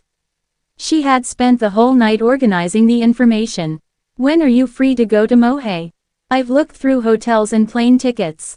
We can go." The notebook in her hands was struck to the ground fiercely before she could finish. She finally noticed the anger on Ethan's face. His eyes were dead cold. The smile on Olivia's face froze. She cautiously asked, "What's the matter?" Ethan's tall figure stormily inched closer. He was more demon than man. Olivia was terrified by his glare. "Were you at Leia's grave?" Olivia nodded. "Yes, I went to visit Leia's grave when I visited Grandma a while back. I know you hate my father, but I think I have the right to visit her at the very least." "Visit?" Ethan snorted coldly, then he threw a bunch of photos at Olivia. The grave under the plum tree had been shattered into pieces. The whole place was a mess. Olivia was stunned. What happened? Ethan received her shocked eyes with a cold glare. "Don't pretend, Olivia. You always wanted things to go your way, but you were kind. I've been gracious to you many times, but I never expected you to be cruel. Leia never enjoyed a day of her life on Earth, and this is how she is being treated after her death." Olivia only came to her senses after a while. Her face was filled with disbelief. "You think I did that?" Ethan was silent. He looked so unhappy that Olivia could feel thorns growing around her heart. Ethan said, "I hope it has nothing to do with you. You were there for 3 hours. Tell me, what were you doing there?" Olivia thought it was ridiculous that she even had to explain. I told you I went to visit Grandma. Is it my fault that I have no one to talk to, so I spend all my time talking to my dead grandmother? Besides, it's a gravestone, not a croissant. It would break my arm to do all that. Even if you're trying to frame me for it, at least bring some evidence. Look at this then. What is all this? Ethan revealed another stack of pictures with Olivia holding a hammer. Even Olivia was stunned. An old man in charge of grave maintenance dropped his tools. He looked so pitiful, so I helped him pick his tools up. Olivia didn't know how someone could take photos like this. She anxiously explained, I only said a few words in front of Leia's grave. The gravestone was fine when I left. Ethan, trust me, why would I do that? What would I have to gain from this? Ethan looked at the way she anxiously justified herself and found it ridiculous. He lifted her chin with his slender fingers and pressed the tip of his finger on her lip. Such a beautiful mouth, but so full of lies. Brent admitted that he told you where Leia's grave was, and that you went looking for a private eye. She knew Ethan would see through her lies, so she immediately admitted, yes. I did have a private eye on the case, but all I wanted was to understand why you're the way you are now. Even when I found out that Jody and Leia were the same person, I only left flowers on her grave. I went to Grandma's grave after that. Plus, I'm sick. I don't have the strength to climb the stairs in this house, let alone shatter a grave. Do you think I believe you? Leia had to be Jody even until the day she died. She had no enemies other than your family. Please tell me, who else would want to destroy her grave when she's been dead for 2 years? If no one else would, why do you think I would? Of course you would. You're unhappy that I've been cold to you for the past 2 years. You blame me for not saving our baby and forcing the Fordhams to declare bankruptcy. You hate me to my guts, and you hate me even more for Leia. You learned who she was, and you lashed out at her grave. Olivia kept shaking her head. It wasn't me. Ethan inched his way closer as he continued, you were resolute about getting a divorce. However, you went back on your word and asked for 1 more month. What is your strategy here? You're avenging Jeff, aren't you? Olivia's anxious tears slid down her face. She realized she was never going to get out of this. She kept shaking her head. No, I would never think of doing that. Ethan ignored her desperate attempts to explain. He tightened the grip between his fingers and grabbed Olivia's chin. His eyes were filled with disappointment. Olivia, you must know that I prayed that none of this had anything to do with you. I asked someone to find evidence to prove that, but all I got were these. You went to the psychiatric hospital today, and Belle died after that. What did you say to her? Do you believe if you get your revenge, Jeff will regain consciousness? He blamed everything on Olivia. Olivia had no way to explain herself. Leia was Ethan's kryptonite. Destroying the gravestone and digging the grave up was a massive disrespect to the dead. Someone was dragging the Miller name through the mud. Who could stand for this? Ethan's fingers slid down and closed firmly around her neck. His grip tightened slowly. Olivia, do you know how miserable Leia was while you were living your princess life? I personally went to the village where she used to live. It was a poor and desolate hellhole. Many of them hadn't had a full meal for 3 whole days. I heard she had been sold off and locked in a woodshed like a dog. She's the daughter of the Miller family. She should have been treated like a princess, but she was treated like dirt. She suffered for so many years, and when she finally made her way to Aldenvine, could have found her if she held on for a little longer. Olivia couldn't speak. She could hardly breathe with Ethan's hands around her neck. Tears couldn't stop flowing from her eyes as pushed Ethan back, trying to stir him from his rage. Ethan was lost in his grief. She was tainted by that bastard, your father. She was choked to death and stuffed in a box. She must have felt so hopeless. You look like you've lost all hope now too. Can you feel even a little bit of what she felt? Let go. Olivia struggled, but it was useless. Ethan's eyes were red like a rabid animal. Olivia struggled to breathe. She knew that she was going to be choked to death if this continued. She had to keep fighting. Olivia, I was going to let you go, but you came barging in. The look on Ethan's face grew more intense. His eyes lost their focus as he slowly said, "Liv, let's go see Leia. She must be so lonely. My suffering will stop after we're both dead in the ground." Olivia knew that Ethan had lost his mind when he said that. In her struggle, Ethan accidentally touched her wound that had just been stitched up yesterday. The wound ripped, and fresh scarlet blood soaked her white silk nightgown. Seeing the red, Ethan finally let her go. Olivia lay on the ground. Ethan wanted to check her wound, but Olivia quickly retreated. Her eyes stared at him in full alert. Ethan retracted his hand numbly and regained himself. What had he done? He almost killed Olivia. "Your arm," he said hoarsely. Olivia got up from the ground, grabbed her coat from the sofa, braced the cold, and left the Miller residence. She thought she was a goner when he started choking her. It was like her whole life was about to end. She thought she would die, and worse, the near-death experience was not as calming as she thought it would be. She only had one thought: run. Ethan looked down and stared at his hands. How could he do that to Olivia? The raging cold wind from outside brought him back to his senses. He quickly followed after Olivia with his car as he thought of how frantically Olivia had rushed into the snowstorm. Olivia was not thinking. She hid behind a tree the moment she heard a car. She was still trembling when she saw Ethan leave. She was safe from the clutches of danger.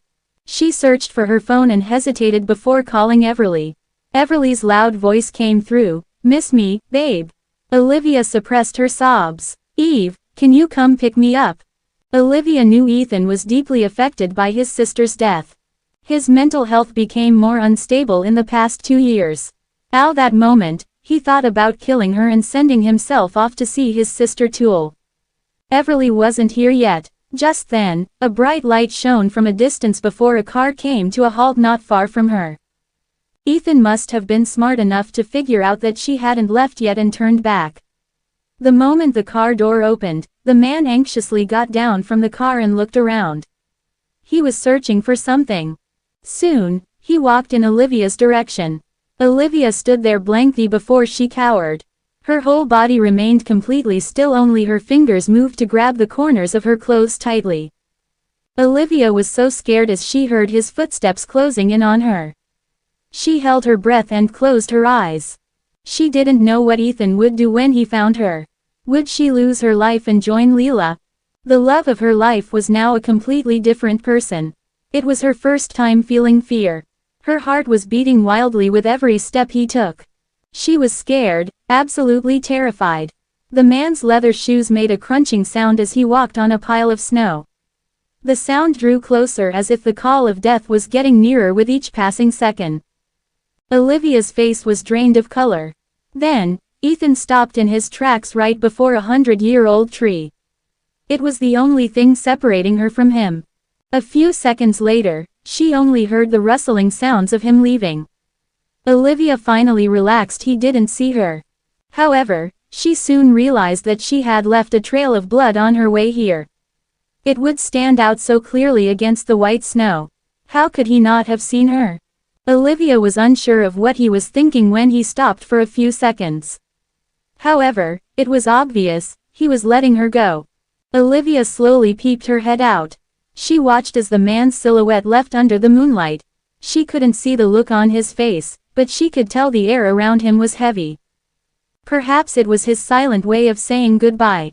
Everly came to pick her up. She was mortified by the sight of Olivia being out in the cold and the blood on her.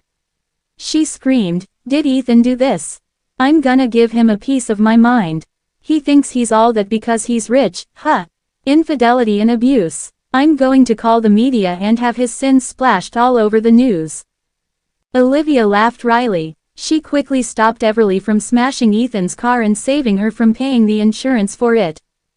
"Please send me to the hospital. This has nothing to do with him. He doesn't know that I'm sick." "Sick? What do you have?" Everly asked. "It's a long story. I'll slowly explain when we have time." It was the wee hours of the morning when Everly quickly sent her to the hospital to attend to her wound and came back. When they went back to Olivia's apartment, Everly sat opposite her and pulled a straight face. "Tell me, what have you been hiding from me? How did your arm get hurt?" "Eve, Please be mentally prepared for what I'm about to say. Everly lit a cigarette in her hand and put on a coy look. What? Are you underestimating me? What have I not seen? Just tell me. It'll start raining cows if I'm fazed by it. I'm dying. Everly froze as she was smoking. Then, she heard Olivia continue, I have stomach cancer. Everly could not believe her ears and was dazed for a few seconds until she started choking. When she regained her senses, she frantically put her cigarette out. She continued coughing as tears began to form in the corners of her eyes. She looked helpless from all the crying and choking. While trying to snuff her cigarette in the ashtray, her arm accidentally bumped into the cup next to it. It spilled water all over the table. She quickly took a piece of tissue and haphazardly wiped the spilled water. However, with how aggressive she was, she managed to knock most of the things off the table. An unscrewed bottle of medication for stomach cancer fell over on the table. A few capsules rolled onto the floor. The white bottle cap spun a few times before it landed on the ground. Everly muttered, look how dumb I am. My ears are already acting up at this age, haha. I actually heard you say you have stomach cancer. The anger one feel for that bastard must have gone to my cars. Olivia lest her palm to the back of Everly's hand and said gently, Eve, you have to face reality. Everly stopped what she was doing and looked up at Olivia through blurry eyes. You're kidding, right? However, Olivia's eyes were dead serious. You know I never joke around. I was going through chemotherapy when I cut my hair short last time. Everly fought back her tears to no avail. She grabbed Olivia's hand tightly, still unable to fathom it. It must be a misdiagnosis. You're so young and strong as a bull. How could you have stomach cancer? Olivia sat her down and explained everything. Everly's face was covered in tears. With them both being so young, she had always taken their good health for granted. She couldn't comprehend that such a terminal illness had hit so close to home. Everything happening around her now felt surreal, like a dream. And no worries. The medical field is very advanced now. I'm sure you'll be fine if you work with the doctor on your treatment. Everly wiped her tears using the back of her hand. I'm sorry. I didn't know you went through so much. I will tag along for your chemotherapy sessions. I'm doing well financially now, so I can afford to not work for a year. I'll be with you until you get better. Olivia gently shook her head as her eyes gazed out the window lifelessly. Eve, let's go and enjoy the aurora together. Okay, once you get better, that is. And not just the aurora. Even if you want the stars in the sky, I'd pluck them just for you. Someone once said they would pluck the stars for me too. Everly wanted to smack Olivia's head. You hopeless romantic. He doesn't want you anymore. Why are you still thinking about him? Get better soon and date around to get back at him. Eve, you can't blame him. He's sick too. He has cancer too. I hope it's at the later stages. You can stay with him for a little longer, and then his inheritance will become yours once he dies. Olivia was unsure whether to laugh or cry. Come, let me tell you everything. They finally laid down on the bed as Olivia explained everything to her from the beginning. Her voice was sweet. It was like the light breeze on a summer evening, blowing one's worries away. Everly was silent after listening to everything. So, he is blaming you for his sister's death. And he cheated to get back at you. Isn't he even more of a scum now? Olivia rebutted, I can understand the care and guilt he feels toward his sister. If it happened to me, I wouldn't sit there and do nothing, either. He is suffering more than we could imagine. Liv, you can't just cook up excuses for his shitty behavior because he's suffering too. Quit being a hopeless romantic for him. Since he is letting you go, then go your separate ways. Take his alimony and leave. Eve, have you gotten over Josh yet? Everly fell silent. It was not easy letting go of a relationship of many years. I need time. Time heals everything. Even the vows you made when you were madly in love could be washed away by time until there's nothing left, right? No love lasts in this world. But I have no time anymore, Olivia muttered. Don't give up on your treatment. Eve, do you know what chemotherapy feels like? It feels like someone sucks everything in your body dry. I'm in pain. Everywhere hurts, and I have no strength. I'm so useless. This is only the first stage. They will put the chemicals into my bones in the later stages. It's going to be so painful. My father is still unconscious in the hospital, and my mother remarried a long time ago. The only man I've loved in my life has found his happen. As a former medical student, Everly was very aware of the side effects of chemo, and she expressed her understanding of Olivia's decision. Moreover, a lot of patients died from the side effects rather than the cancer itself, which was a tortuous way to go. She could never selfishly request Olivia to endure the pain. She hugged the ladder from behind before she started to weep. "Okay, I'll stay by your side." Olivia's pajamas were soaked with Everly's tears. Everly said, "You must have been through so much pain. Sorry for not knowing this earlier. I've been doing better in the past 2 days. Eve, thank you. I don't want to leave the world alone. I had wanted Ethan to keep me company, but look at how things turned out. He and I are probably done for." Everly fumed at the mention of Ethan. "Liv, you said that someone damaged his sister's grave, and there was footage of you with a hammer in your hand. Could you have been framed? Marina must have been behind this. No one else could have done that to me. The incident happened a month after Ethan agreed to keep her company. Marina must have had something to do with it. If you knew it was her, how can you be so calm about it? She has pulled a lot of tricks since last year to get us divorced, and to be honest, she wasn't the most tactful. Ethan knew what she was up to, but he always sided with her. At first, I'd stand up for myself, but I realized that the truth wasn't important at all. What mattered was that he'd chosen her over me." Everly tried to hype up the dejected Olivia. "But this time, it's different. If she was the person who defaced Leia's grave, you should hold her accountable even if you get a divorce. Eve, Marina isn't the obstacle in my relationship with Ethan. He's troubled by the death of his sister. There's no way to resolve his grudge unless we somehow revive Leia. And even if we put behind all the grudges, our relationship is over." "I get what you mean. But Liv, you shouldn't let him step all over you just because you think your family is to blame. He shouldn't be using Leia's death as an excuse for his infidelity. Ultimately, he has betrayed you and is heartless for abandoning you and your baby to save Marina. I admit that he was good to you in the past, but it's time for you to move on," Everly patiently advised her friend. She continued, "Liv, you only live once. Even if your dad is responsible for Leia's death, it is not your burden to bear. You do not have to accept punishment for wrongdoings that were not even your own.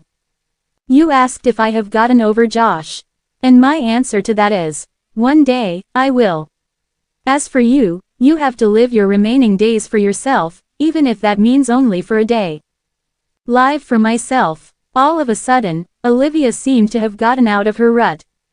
She still struggled to sleep well that night, for she'd have nightmares of a devilish Ethan grabbing at her throat. She woke up a few times in the night. It was already dawn the last time she woke up. She sat up in bed and blankly touched the area of her neck that Ethan gripped in her dream. Even if they could not spend their lives together, she would hate to be enemies with him. She looked at Everly, who was sleeping soundly, and tiptoed her way out of the room to wash up before leaving the house. The city was a sight to behold, covered in a blanket of snow. Even the vast ocean was calm under the sunlight as it palpitated peacefully in the form of small waves. A few seagulls soared in the sky, braving the chilly winds. Some distance away, ships blared their horns as they set sail. The world moved on even after Ethan left her, as if nothing had changed. She came to a decision and texted Ethan. This time, they met each other as promised. She showed up with every inch of her skin wrapped tightly under a white down jacket, a fuzzy beanie, and a palt of snow boots. It seemed like she was unable to stand the cold, and wondered if Slur had always been IHR Hills. His eyes traveled to the delicate and smooth skin on her neck, where even a slight clutch would hastily leave a red mark. She wrapped her neck in a thick knitted scarf standing under a snow-covered PLNE-free, she looked as pure as a falry. He was concerned about the bleeding on her arm yesterday. Did it get better? Ethan had so much to say to her, but he only managed to blurt out a curt response. Let's go. They seemed to be bound to a silent understanding not to bring up the past. Once they completed the procedure, they were officially divorced. Olivia didn't say a word throughout the process and turned to leave once the divorce was finalized. He couldn't help but ask, "What are your plans after this?" She didn't even turn around to look at him. "It's none of your business, Mr. Miller." A piece of snow fell from the tree branch onto her shoulder. Ethan reflexively reached out to wipe it off, but his fingers froze midair when he realized that he had no right to do so. The reason he set her free was to put an end to the grudges between them. The sunny winter day reminded him of the weather on the day they got married. She was lovely in her white bridal dress, wearing a bright smile. That day, she joked with him, "I hope we'll never need to visit this place anymore." Never. But what if you cheat on me? Kill me, then. A dead man can't cheat. The seriousness in his expression then might have scared her a little. It had only been 3 years since that conversation took place on their wedding day. At present, Olivia felt his gaze, but she marched forward into the snow without looking back. She repeatedly reminded herself to handle the farewell with dignity. Still, she was overcome by sadness at the thought of this day being their last meeting and the fact that they would go back to being strangers.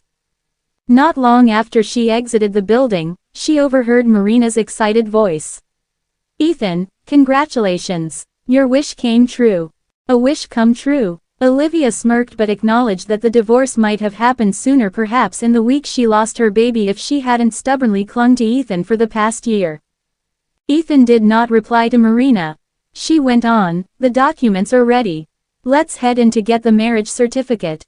Olivia did not hear Ethan's reply. Marina's remark suffocated her. Everly held her frail frame and gently asked, "Are you okay?" "I'm fine." Everly glanced at the couple. Marina was speaking animatedly, while Ethan hung his head low. The shade of the trees that cast a shadow on his face made it harder to discern his expression. "Fucking cheaters." Everly spat and wiped away the tears on Olivia's cheeks. "Don't waste your tears on that bastard." Olivia tried her best to put on a smile. "I know. I lost control of myself for a moment there. You little dummy. You have to understand that you cannot rely on anyone. A man could be your safe harbor one day and leave you out in the cold the next. I haven't seen you wearing your confidence in a long time. You should have shone brightly in your world, living your best life." Olivia gave Ethan a final look before winding up the car window. He returned the stare, which he knew was one of farewell. The post-divorce life wasn't as terrible as Olivia had thought. She rested at home for a few days with Everly's company. Her best friend prepared nutritious meals for her. Her condition improved. She did not suffer much from the effects of chemo. She could never be as healthy as her pre-cancer days. But at least her fainting spells had decreased. The wound on her arm healed, and her hair loss was under control. Everything seemed to be working out for her. Everly was happy for Olivia. They spent a few nights sleeping side by side. She believed that Olivia would eventually emerge stronger from the trauma as she had stopped sleeping by the baby cot. Seeing that Olivia was in great condition, Everly suggested, the class president organized a gathering. "Let's attend it together since we're both free." Olivia wanted to turn down the invitation but was cut off by Everly. "Our old classmates are doing pretty well for themselves. Aren't you looking for a better neurosurgeon? Who knows? Some of our classmates could connect you to people they know." Everly added, "You always say that you don't have many days left. That's more reason not to laze around. It's good to go out once in a while." Everly soon understood Olivia's worries when she spotted her friend's troubled expression. Olivia was once the daughter of a wealthy family and a prize student who had a bright future. Now, Olivia was no longer comparable to their classmates. The Fordhams were bankrupt, and she dropped out of medical school. "You're just being self-conscious. Look at me, I'm not embarrassed for dropping out of med school to become the top salesperson. What are you afraid of? You have $10 million under your name, so you're kind of a millionaire. Oh, didn't that jerk also award you some equity in Miller Group? There were a lot of detailed clauses in Olivia's divorce settlement. Ethan was rather generous in financial compensation. Although he did not give away half of his wealth, the compensation he provided Olivia was enough for a lifetime and more. She'd be getting millions in annual dividends from her shares in the Miller Group. On top of that, she was left with some properties to her name.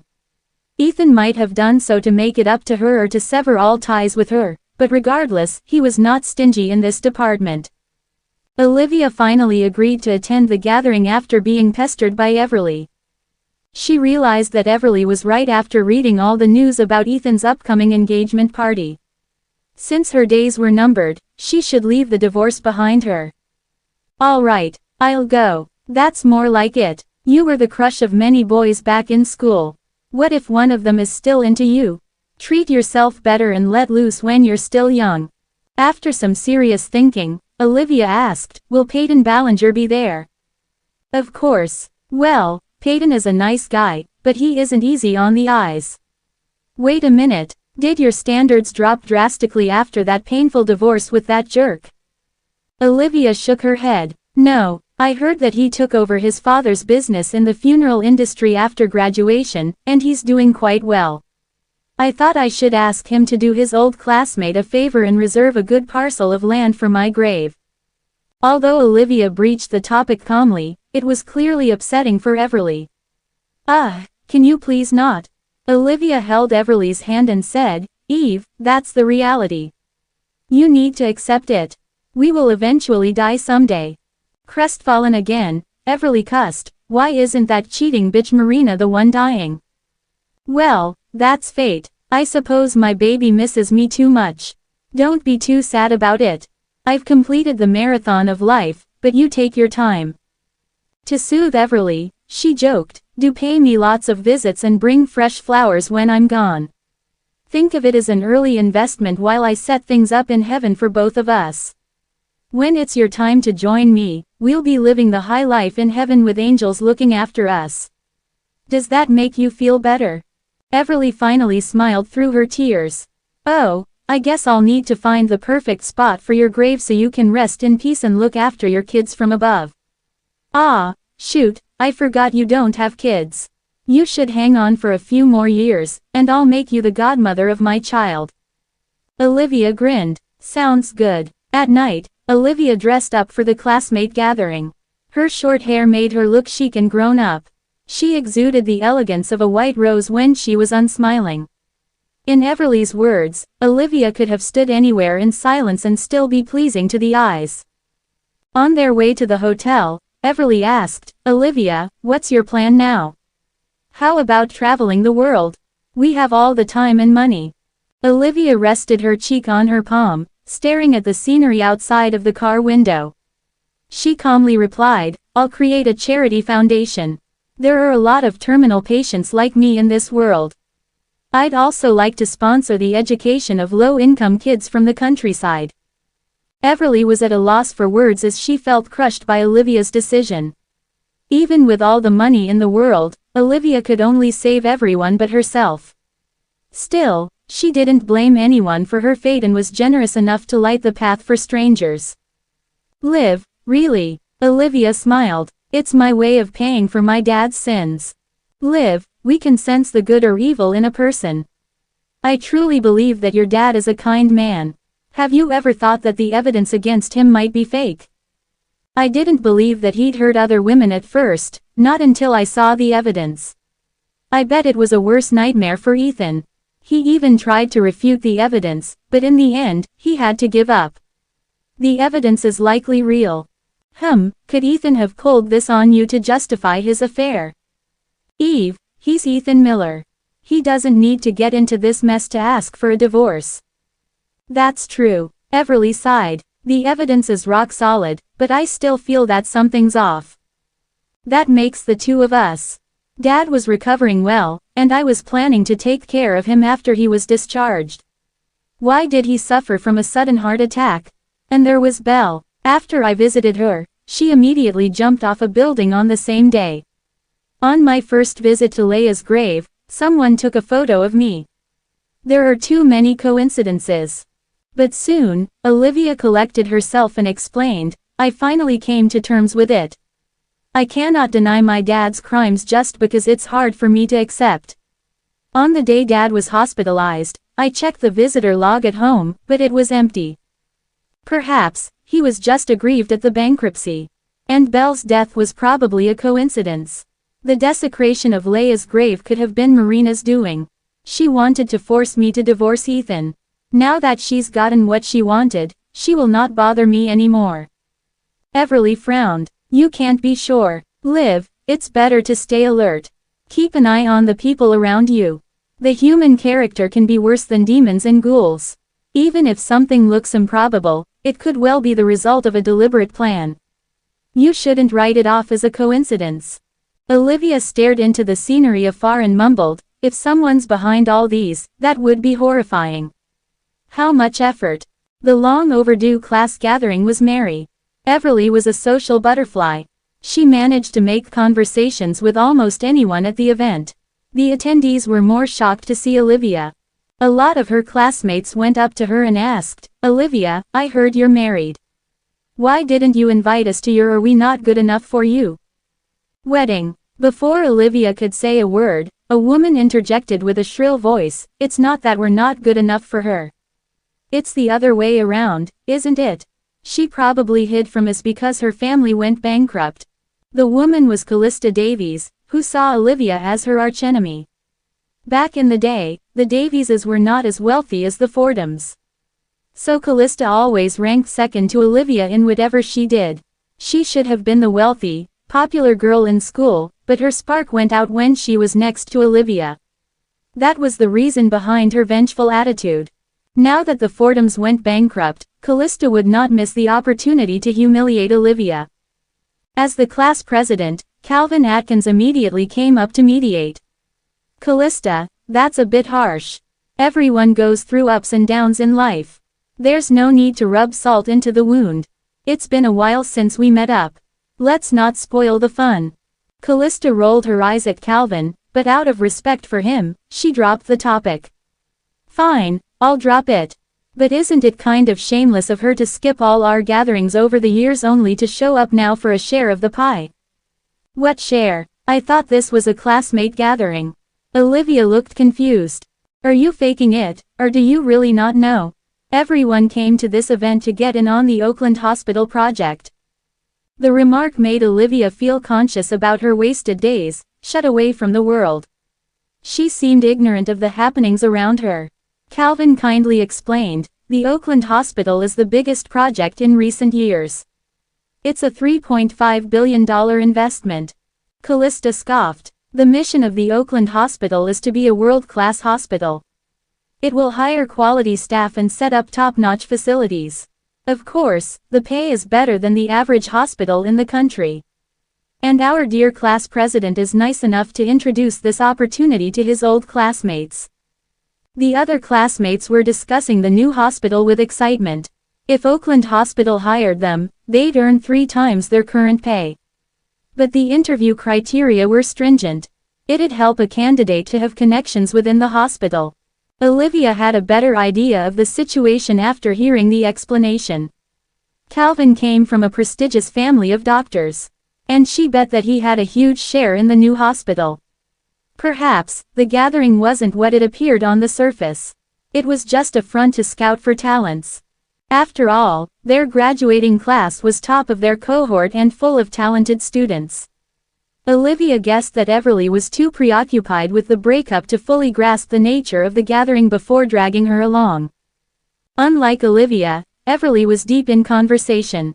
She was advertising the properties she was selling. Olivia felt awkward in the social situation. Thankfully, Calvin was caring and inquired about her life without looking down on her. Olivia, if you're interested, the Oakland Hospital will always welcome a genius like you. She flashed a defeated smile. Calvin, you must be kidding. I'm just a dropout. Calvin seemed confused. No, you were on leave from school. But you received your proof of graduation and degree certificate. It was her turn to be surprised. Calvin, you must be confused. That's impossible. I was the one who distributed the proof of graduation. Your family accepted it on your behalf. Did you not receive it? It didn't take long for Olivia to understand that Ethan must have pulled some strings. He must have taken her proof of graduation on her behalf. At that time, a pregnant Olivia was battling a marriage that went downhill. She brushed off the situation. She assumed that Ethan did not inform her of the proof of graduation. It wasn't a big deal to him. She smiled at Calvin. Yeah, I received it. We haven't heard from you in 2 years. Were you furthering your studies elsewhere? And I heard about your family's situation. Look, we are old mates from college. If you need help, don't hesitate to get in touch with me at any time. I'd be honored to have you join us at the Oakland hospital. In their eyes, she remained the brightest star in the sky. She recalled her miserable and fruitless life in the last few years and finally understood the gravity of her mistake. I'm sorry, I do not have plans to do so. I shouldn't be at today's event. Callista gloated. I heard you got married. Are you a housewife, by any chance? If so, you're really out of place in this event. You wouldn't want to disgrace the VIPs. Calvin shot her a disapproving look. Since the Davises were reliant on the Atkinses, Callista had to keep her manners in check. Unlike her, Calvin acted gentlemanly toward others. That's fine, we haven't seen each other in a while anyway. Since we're in the same industry, we might end up working together. I invited some medical experts to this event along with our classmates. Olivia, please don't feel that you're out of place. He added, just think of it as expanding your social circle. Olivia could not possibly excuse herself after Calvin attempted to keep her around. The other classmates were cool with Olivia. They enthusiastically chatted with her. In her classmates, she saw the good old college days when they confidently engaged in lively academic discussions. She stared into her hands, feeling disappointed at how she had turned so boring. Her marriage only brought her pain. From the conversations around her, she learned that the founder of the hospital would attend the event as well. I heard that the Miller Group bid for the Oakland Hospital project because the president wanted to make his fiancée happy. Mr. Miller has a reputation for being heartless. I never thought he was such a romantic. He even named a hospital wing after his fiancée. Olivia looked shaken after learning about that, but she inquired with a sliver of hope, Mr. Miller. Which one? Oh, Olivia, you can't be that out of the loop. Ethan Miller is the only Mr. Miller in Aldenvine with pockets deep enough to invest billions in the hospital. Nobody noticed that her face paled as she clutched the hem of her top tightly. She had once vowed to build a mega hospital to benefit more patients. Ethan took her idea and put it into action without her knowing, but one thing especially stood out to her: he named a hospital wing after Marina. How ironic was that? She stood up in a hurry and accidentally tugged on the tablecloth. The decanted red wine toppled over and spilled all over her outfit, but she had no time to clean the mess. Calvin, something came up. I have to go now. Calvin immediately helped to wipe the stains with some napkins. At that moment, the door flung open. Ethan and Marina entered. By a twist of fate, Olivia found herself in Ethan's sight at her most discomfited moments. It turned out that the Atkinses and the Carltons were family friends. The Carltons invited the Atkinses to hold shares in the Oakland hospital. Calvin was helping Marina to scout for talents. And that was how everyone ended up at the event. However, the guests were surprised that Ethan tagged along as well. His presence took the event to the next level. And the guests flocked up to greet him. Calvin did not abandon Olivia even after Ethan showed up. He handed her some napkins, and their hands touched in a moment of frenzy. It was warm indoors, so Olivia unbuttoned her down jacket to reveal a knitted white dress underneath. It wasn't her intention to pick that particular dress, because it accentuated her figure. Lifting her head, she exposed her smooth nape. She looked lovely and doe-like. Ethan noticed the absence of the mark on her neck, symbolizing their fated love. One day, he would put their memories behind him. Still, Ethan realized that he was not as cool as he thought when Calvin held Olivia's wrist. And he stared intently at the motion. Calvin immediately sensed his hostile gaze and looked up. But he only found Callista greeting Ethan. Confused, Calvin thought Ethan's hostility was an illusion. He greeted Ethan with grace. "Mr. Miller, we were not expecting you. It's our honor to have you here. Marina, this is the gifted student that I mentioned, Olivia Fordham. Olivia, you should know Mr. Miller by now. And this is Mr. Miller's." Olivia shed her meekness and put on a thinly veiled hostility.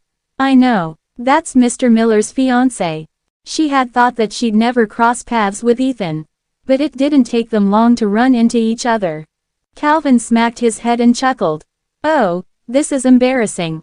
Every guest of mine must have known Mr. Miller and Miss Carlton from all that media coverage on their engagement. I suppose everyone has heard about Mr. Miller's fiancé. But does anyone know who his ex-wife is?" With a laugh like silver bells, Everly approached the group. She had successfully sold off one of her properties just now. She was a cheerful and carefree spirit and was pretty. She tied her pink hair into a bun and strutted over in her stilettos. However, her pointed question was a rude shock to the guests around them. "Everly, don't run your mouth. Mr. Miller doesn't have an ex-wife. Right, he's smitten with Miss Carlton." Everly was determined to even the score on Olivia's behalf. So she fearlessly walked up to Ethan and hissed, "They said you are smitten with Miss Carlton. How should we describe what you've done to your ex-wife, then? Walking out on her?" Ethan shut her up. "She's not worthy of mention." With that, he made his way around Everly and Olivia, shocking the guests with his admission. However, he made it obvious that he wanted to drop the topic. Any sensible guest would tiptoe around it, unlike Everly. Surrounded by starstruck guests, he glided into the venue. Nobody except for Everly noticed that Olivia was shaking indignantly. Olivia had not expected Ethan to dismiss their past relationship with such heartlessness. She realized that her precious memories were not worthy of a mention for him and clenched her fists. Meanwhile, Everly seemed apologetic for her botched attempt at humiliating Marina. It backfired when Ethan shut her down. She also knew that in Olivia and Ethan's divorce agreement, they agreed to keep their past relationship a secret. "Liv, are you feeling unwell? I'll send you home." Everly was reluctant to suggest Olivia go home. But Ethan made it clear that he would side with Marina. Olivia lost the competition when Ethan sided with Marina. With each word he said, he inflicted pain on Olivia. Olivia was too fragile at that moment to endure more hurt. Shockingly, Olivia, who had been looking for an escape, chose to stay. She instructed Everly, "Didn't you bring a change of clothes? Come with me to the restroom. I'll change my outfit. It's rude to leave when the event hasn't started, don't you think?" Everly was pleasantly surprised by Olivia's courage to stand up to Ethan. On their way to the restroom, she kept grumbling, "Did you see Ethan Miller's wretched look just now? I almost punched him and tore him into pieces. He's the worst scumbag." Olivia smiled helplessly. "Oh, Everly, Liv, are you sure you want to stay? He'll be acting all lovey-dovey with his mistress. He'll make you feel terrible because you still have feelings for him. You were the one who said that I would get over it one day, not to mention that the divorce was all his fault in the first place. Why should I hide away?" Olivia took the bag with the new dress and entered a cubicle. "Everly, you're right. Even if I only had a day left on Earth, I'd live for myself." She was startled by the dress that Everly brought along. It was bright red and revealing, but she looked sexy in it. Everly swallowed hard when she saw her bestie in that red dress. "Wow, boob size does matter. That dress looks amazing on you." She helped Olivia to draw a red lip. Only Olivia could exude grace in that dress, which might look gaudy on other women otherwise. The phrase pure seduction seemed to be created just for her. "Let's go." Olivia marched into the venue in her heels. She looked even more charming and smart in her pixie cut. As expected, she became the center of attention when she showed up, making Callista scoff in jealousy. "That's too showy." Soon, Olivia heard a familiar and calm voice around her. "Olivia." She found Keith standing beside Calvin. She was surprised to see him there, but it made sense for Calvin to invite him because he came from a family of doctors, just like Calvin. Keith waved at her. "Over here." Keith must have greeted her to save her from the awkward social situation. She'd only embarrass Keith if she turned him down. Under Ethan's death stare, she calmly approached Keith and took a seat beside him. They had not seen each other for a while, and he felt relieved upon seeing her healthy appearance. When most guests were busy groveling to Ethan, Keith gave Olivia his full attention and piled some nutritious foods on her plate. She was too busy eating to notice Ethap staring at her. Calvin certainly picked up the odd change in Keith's behavior. "Keith, I've never seen you so focused on a woman. Are you and Olivia?" One of the classmates, Bailey Blanchard, mumbled with a mouthful of food, "I heard Olivia took a leave from school to get married. Is she married to Keith?" It was human nature to gossip. Olivia's decision to give up her studies for a secret marriage had long become a mystery at the University of Aldenvine. Everyone was curious about her relationship with the usually aloof Keith. Although Ethan was watching in silence, she could feel the pressure from his gaze. She put her utensils down, wiping her mouth gracefully with a napkin as she addressed the guests. "Are you that curious?" "Of course. Olivia, tell us. A late friend of mine even told me to visit her at the grave and update her about your secret husband when I learned about him." "Yeah, an old classmate of mine is curious about that too." Olivia scanned the room and put on a bright smile. "My secret husband is." She deliberately stared at Ethan for a tad longer. He remained expressionless, but he was rubbing the area between his left thumb and index finger with the fingers of his right hand. She had lived with him long enough to know that he was sending her a warning he would not want her to mention him.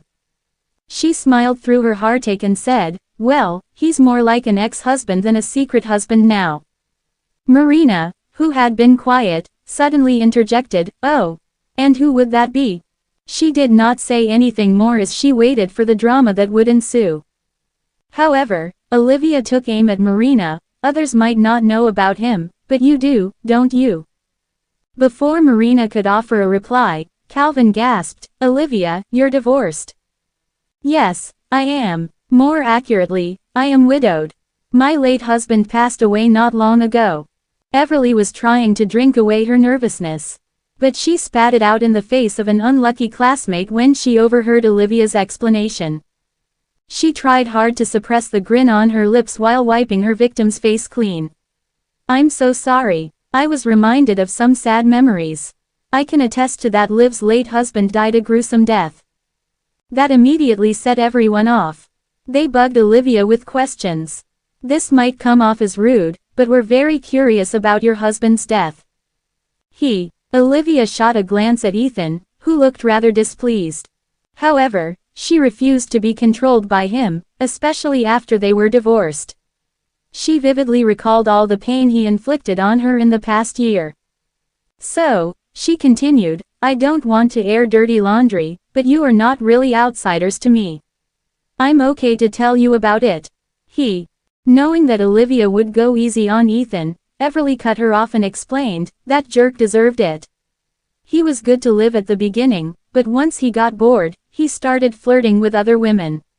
And those shameless bitches threw themselves at rich married men without conscience." Marina slammed her fork onto the table.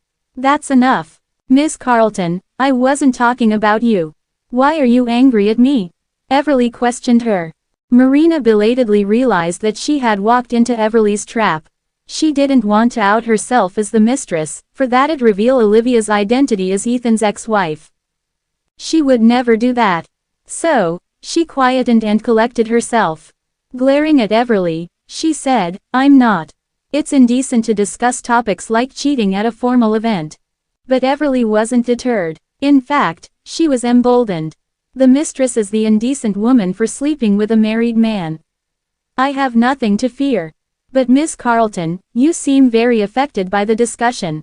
Were you someone's mistress too?" "Miss Hilton," Ethan hissed at Everly with a menacing gleam in his eyes. She promptly behaved. "Oh, right, with a rich husband like you, Miss Carlton doesn't have to climb into anyone's bed at all.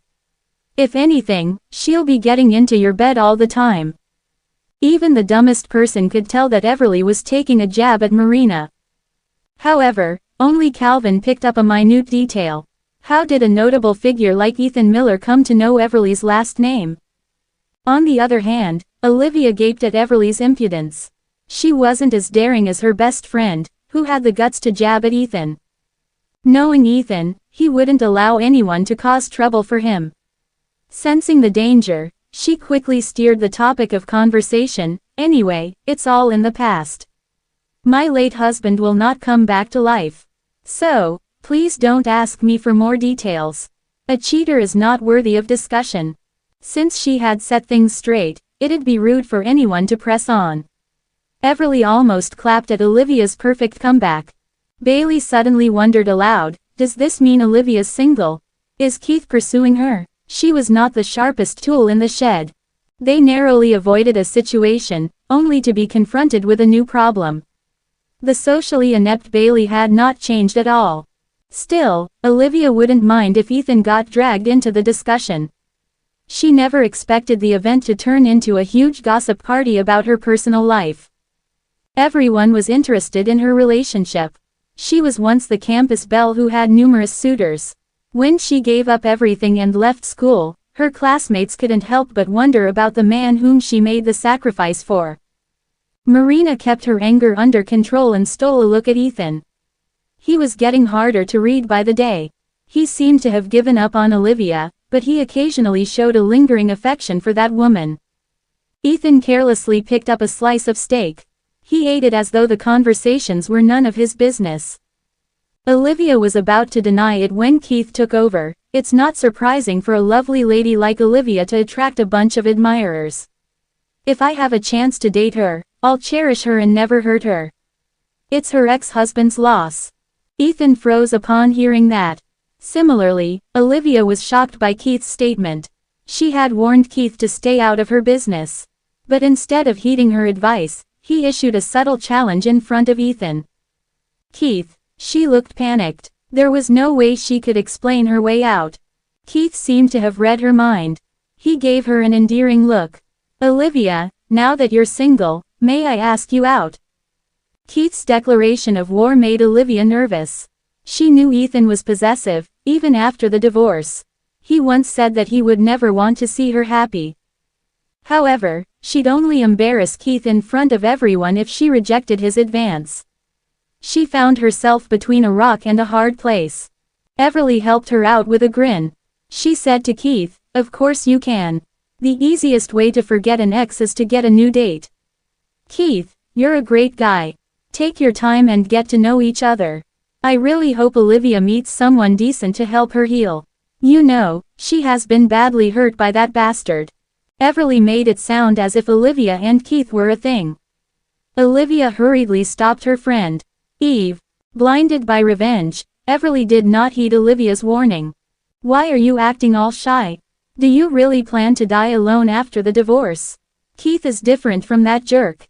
Keith, are you free these days? I'm visiting Mohey Town with Liv, but I'm a little concerned about our safety.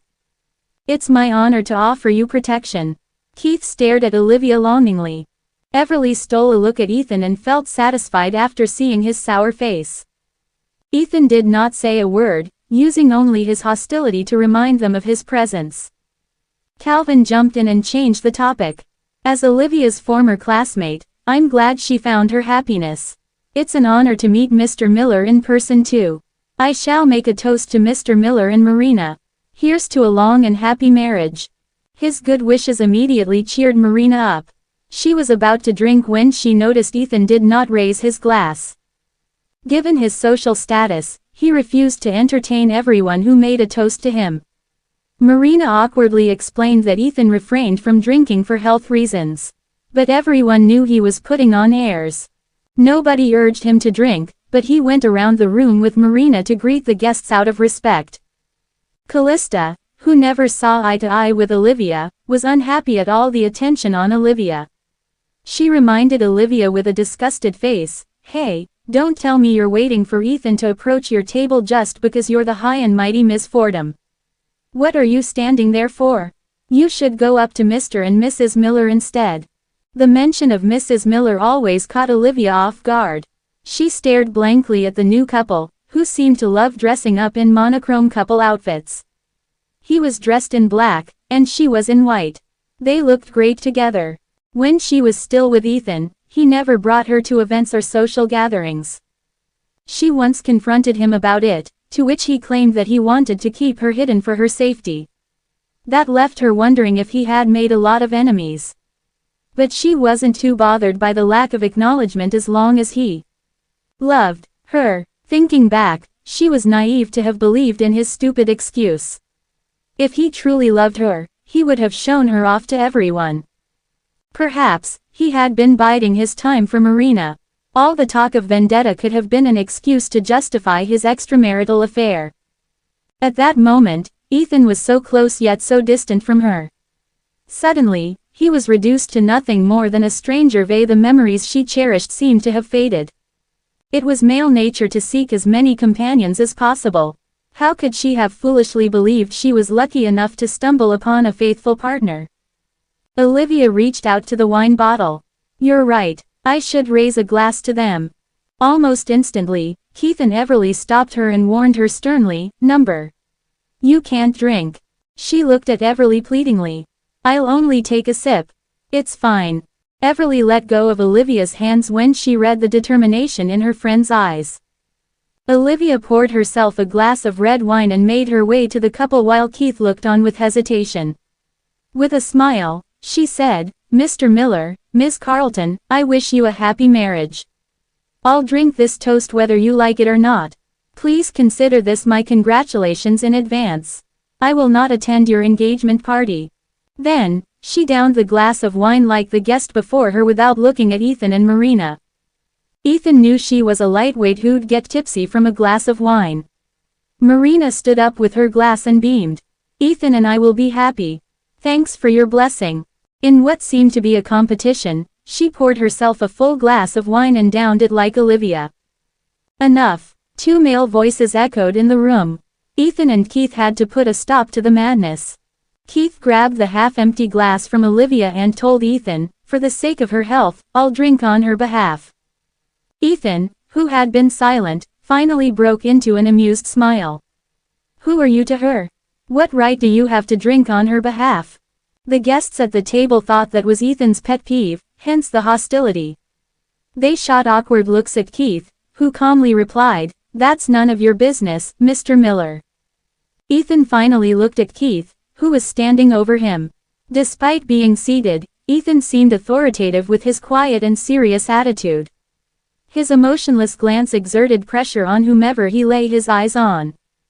The guests watched on as Ethan chuckled and lifted a glass of wine. He said, amused, "Finally, someone with a spine from the Rogers family." Everyone was left confused because Ethan's chilling smile contradicted his compliment. He followed up with, "I wonder if you'll survive this winter." He finally made his threat clear. Ethan was as ruthless and fickle as the rumors painted him. He was a man who'd be outraged at the sight of Keith drinking on behalf of a lady and would resort to bankrupting Keith's family. As one of the scions in Aldenvine, Keith was widely seen as a respected heir and doctor. Only Ethan had the power to step over him due to the Millers' influence. The Millers were the top elites in this city, but Ethan kept a low profile. He rarely made a move against anyone, but if he ever did, he made sure to destroy his target. Calvin took Ethan's threat seriously and quickly jumped in to mediate. "Mr. Miller, please calm down. Dr. Rogers was only being nice to Olivia." Rubbing the wine glass with his fingertips, Ethan snickered. "Keith Rogers, who are you to drink on her behalf? You have a chance to return to your seat. If you do, I'll let this slip." Marina stared at Ethan's side profile throughout the confrontation. Ethan did not like publicizing his relationship with Olivia, especially after the divorce. However, she noted that Ethan was triggered by Keith's act of drinking on Olivia's behalf. She turned her resentful gaze to Olivia when she realized divorce was not enough. It turned out that Olivia still had a place in Ethan's heart. Meanwhile, Keith was stuck in an awkward situation. A heavy silence hung in the air. None of the guests dared to make a move that might provoke Ethan. Keith knew that Ethan wanted to force him to give up on Olivia. Any man would have buckled under Ethan's threat, but little did Ethan know that Keith had fallen too hard for Olivia. It was love at first sight. She was a wholly different person when they were younger. But he was too occupied with college and studying abroad to make the relationship happen. When he returned to the country, he learned that she had quit school to get married. He was dismayed at the shell of the person she had become, like a tree withering from neglect. He waited a long time until her divorce. He was always grateful for the time he spent with her, no matter how short. For the first time, the rule-abiding man followed his heart and gave his all for love. Keith, ignoring the threat, stared determinedly at Ethan. It's not your place to comment on that. You do know that your fiancée is right beside you, don't you? You should focus on her. No matter what Olivia's decision is, I will protect her well. I won't hurt her the way her ex-husband did. With that, he downed the contents in Olivia's glass and slammed it on the table. He took her hand and muttered, "It's getting late, so I'll send Olivia home. I shall excuse myself since you'll be talking business." Everly almost clapped at Keith's coolness. Yet Olivia seemed troubled. She knew that Keith was adding fuel to the fire, and if she went with him, Ethan would destroy the Rogers family. She planned to stay, but he hauled her away. Worried, she looked at him. "Keith, you," he gave her a gentle look and placed a finger on his lips. She left with him without glancing at Ethan's expression. She could still picture his displeasure. Panicked, she lectured Keith, "You shouldn't have gone against him openly. He's a tough nut, remember. You were lucky to have escaped the car crash unhurt. Keith, you knew my predicament. I can't possibly love." He took her other hand and glanced at her tenderly. "Olivia, I know, but I'm an adult. I know what I'm doing. Ethan can be volatile, but he's not tyrannical. If he's angry at me, he will come at me, but he will leave my family out of it. I thought through the consequences before I asked you out." Frowning, she wanted to explain that Ethan was different from what everyone thought of him. At least, in the past, Ethan would go mad if anyone laid a finger on her. Once, a senior at school cornered her in an alley and confessed to her. After she rejected him, he started getting handsy around her. The next day, she heard that the senior had drunkenly fallen off a building in a freak accident and died horribly. The deceased's family blamed it on Olivia, making a scene at the school and slapping her across the face. Soon, their residence went up in flames a few days later, and the entire family perished. She had thought it was a terrible coincidence until she found Ethan scattering white powder in his garden. She went up to take a better look and was shocked to learn that those were ashes. The family of that senior was not only dead but reduced to ashes. Knowing Ethan's character, the Fordhams were lucky to only suffer bankruptcy from their involvement in the death of Ethan's sister. However, Keith might not be as fortunate. Olivia shook her head. "No, that's not it.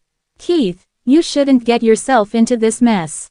As Keith had brought her out from the venue in a hurry, she didn't have time to grab her jacket. Noticing that, he draped his jacket on her and held her firmly at the shoulders. "Olivia, I know he has hurt you a lot. It's not my intention to force you into dating me. I just wanted to keep you company in your final days. So, please give me a chance to look after you, even if it's just as a friend." "Okay." She felt conflicted at his plea. He was nice to her, which made her more reluctant to get him into trouble. "Keith, I know you're doing this out of good faith, but he..." Halfway through their conversation, she saw a figure standing not far away out of the corner of her eye. Ethan was shooting death glares at them as he called out to her, "Get over here." She realized that his possessiveness did not go away with the divorce. If anything, it was more pronounced after. Keith hurriedly shielded her and glanced warily at Ethan. "Mr. Miller, you are divorced. Please do not hurt her anymore." Ethan ignored Keith and focused his gaze on the jacket Olivia was wearing. He reiterated, "Take that off and get over here." He spoke to her like he was the owner of a pet. If Keith weren't at the scene, she would have immediately left. She was troubled by the memory of Ethan's threat toward Keith at dinner. Others might make empty threats during arguments, but not Ethan. She gritted her teeth and put aside the humiliation to take off the jacket. "Keith, I told you to stay out of my business. Her remark left Keith confused. But you're divorced. She did not directly address him. Instead, she stuffed the jacket into his arms and was ready to leave. Keith, I told you before that I wasn't good enough for you. Please stop wasting your time on me. Keith, noticing her helplessness, took her by the wrist. Olivia, I can help you. Brent, cut his hands off, Ethan ordered ruthlessly. Brent appeared from the shadows and went up to Keith. Seeing that, Olivia quickly shook off Keith's hand and stood in Brent's way. She turned to Ethan and said, if you take anything from Keith, I'll have to make up to him with my life. Ethan Miller, let him go. I said he had nothing to do with me. Lips pursed and chin lifted, Ethan haughtily looked at her without a word. Left with no choice, she hurried up to him. He placed a jacket over her, wrapping her skinny figure tightly like a prison. As long as he refused to let go, she'd be stuck in that prison after divorce. Keith's arms rested limply on both sides. He tried to talk to Ethan. Mr. Miller, one do not understand your obsession with Olivia. She doesn't have much. Keith, time to go home, she cut him off. Before leaving, Keith glanced between the two of them and warned, anyway, treat her well. Stop hurting her. Ethan lifted Olivia's chin with his fingers and said icily, what was he trying to tell me? What's going on with you? Above is the entire content of Chapter 2. Thank you everyone for listening.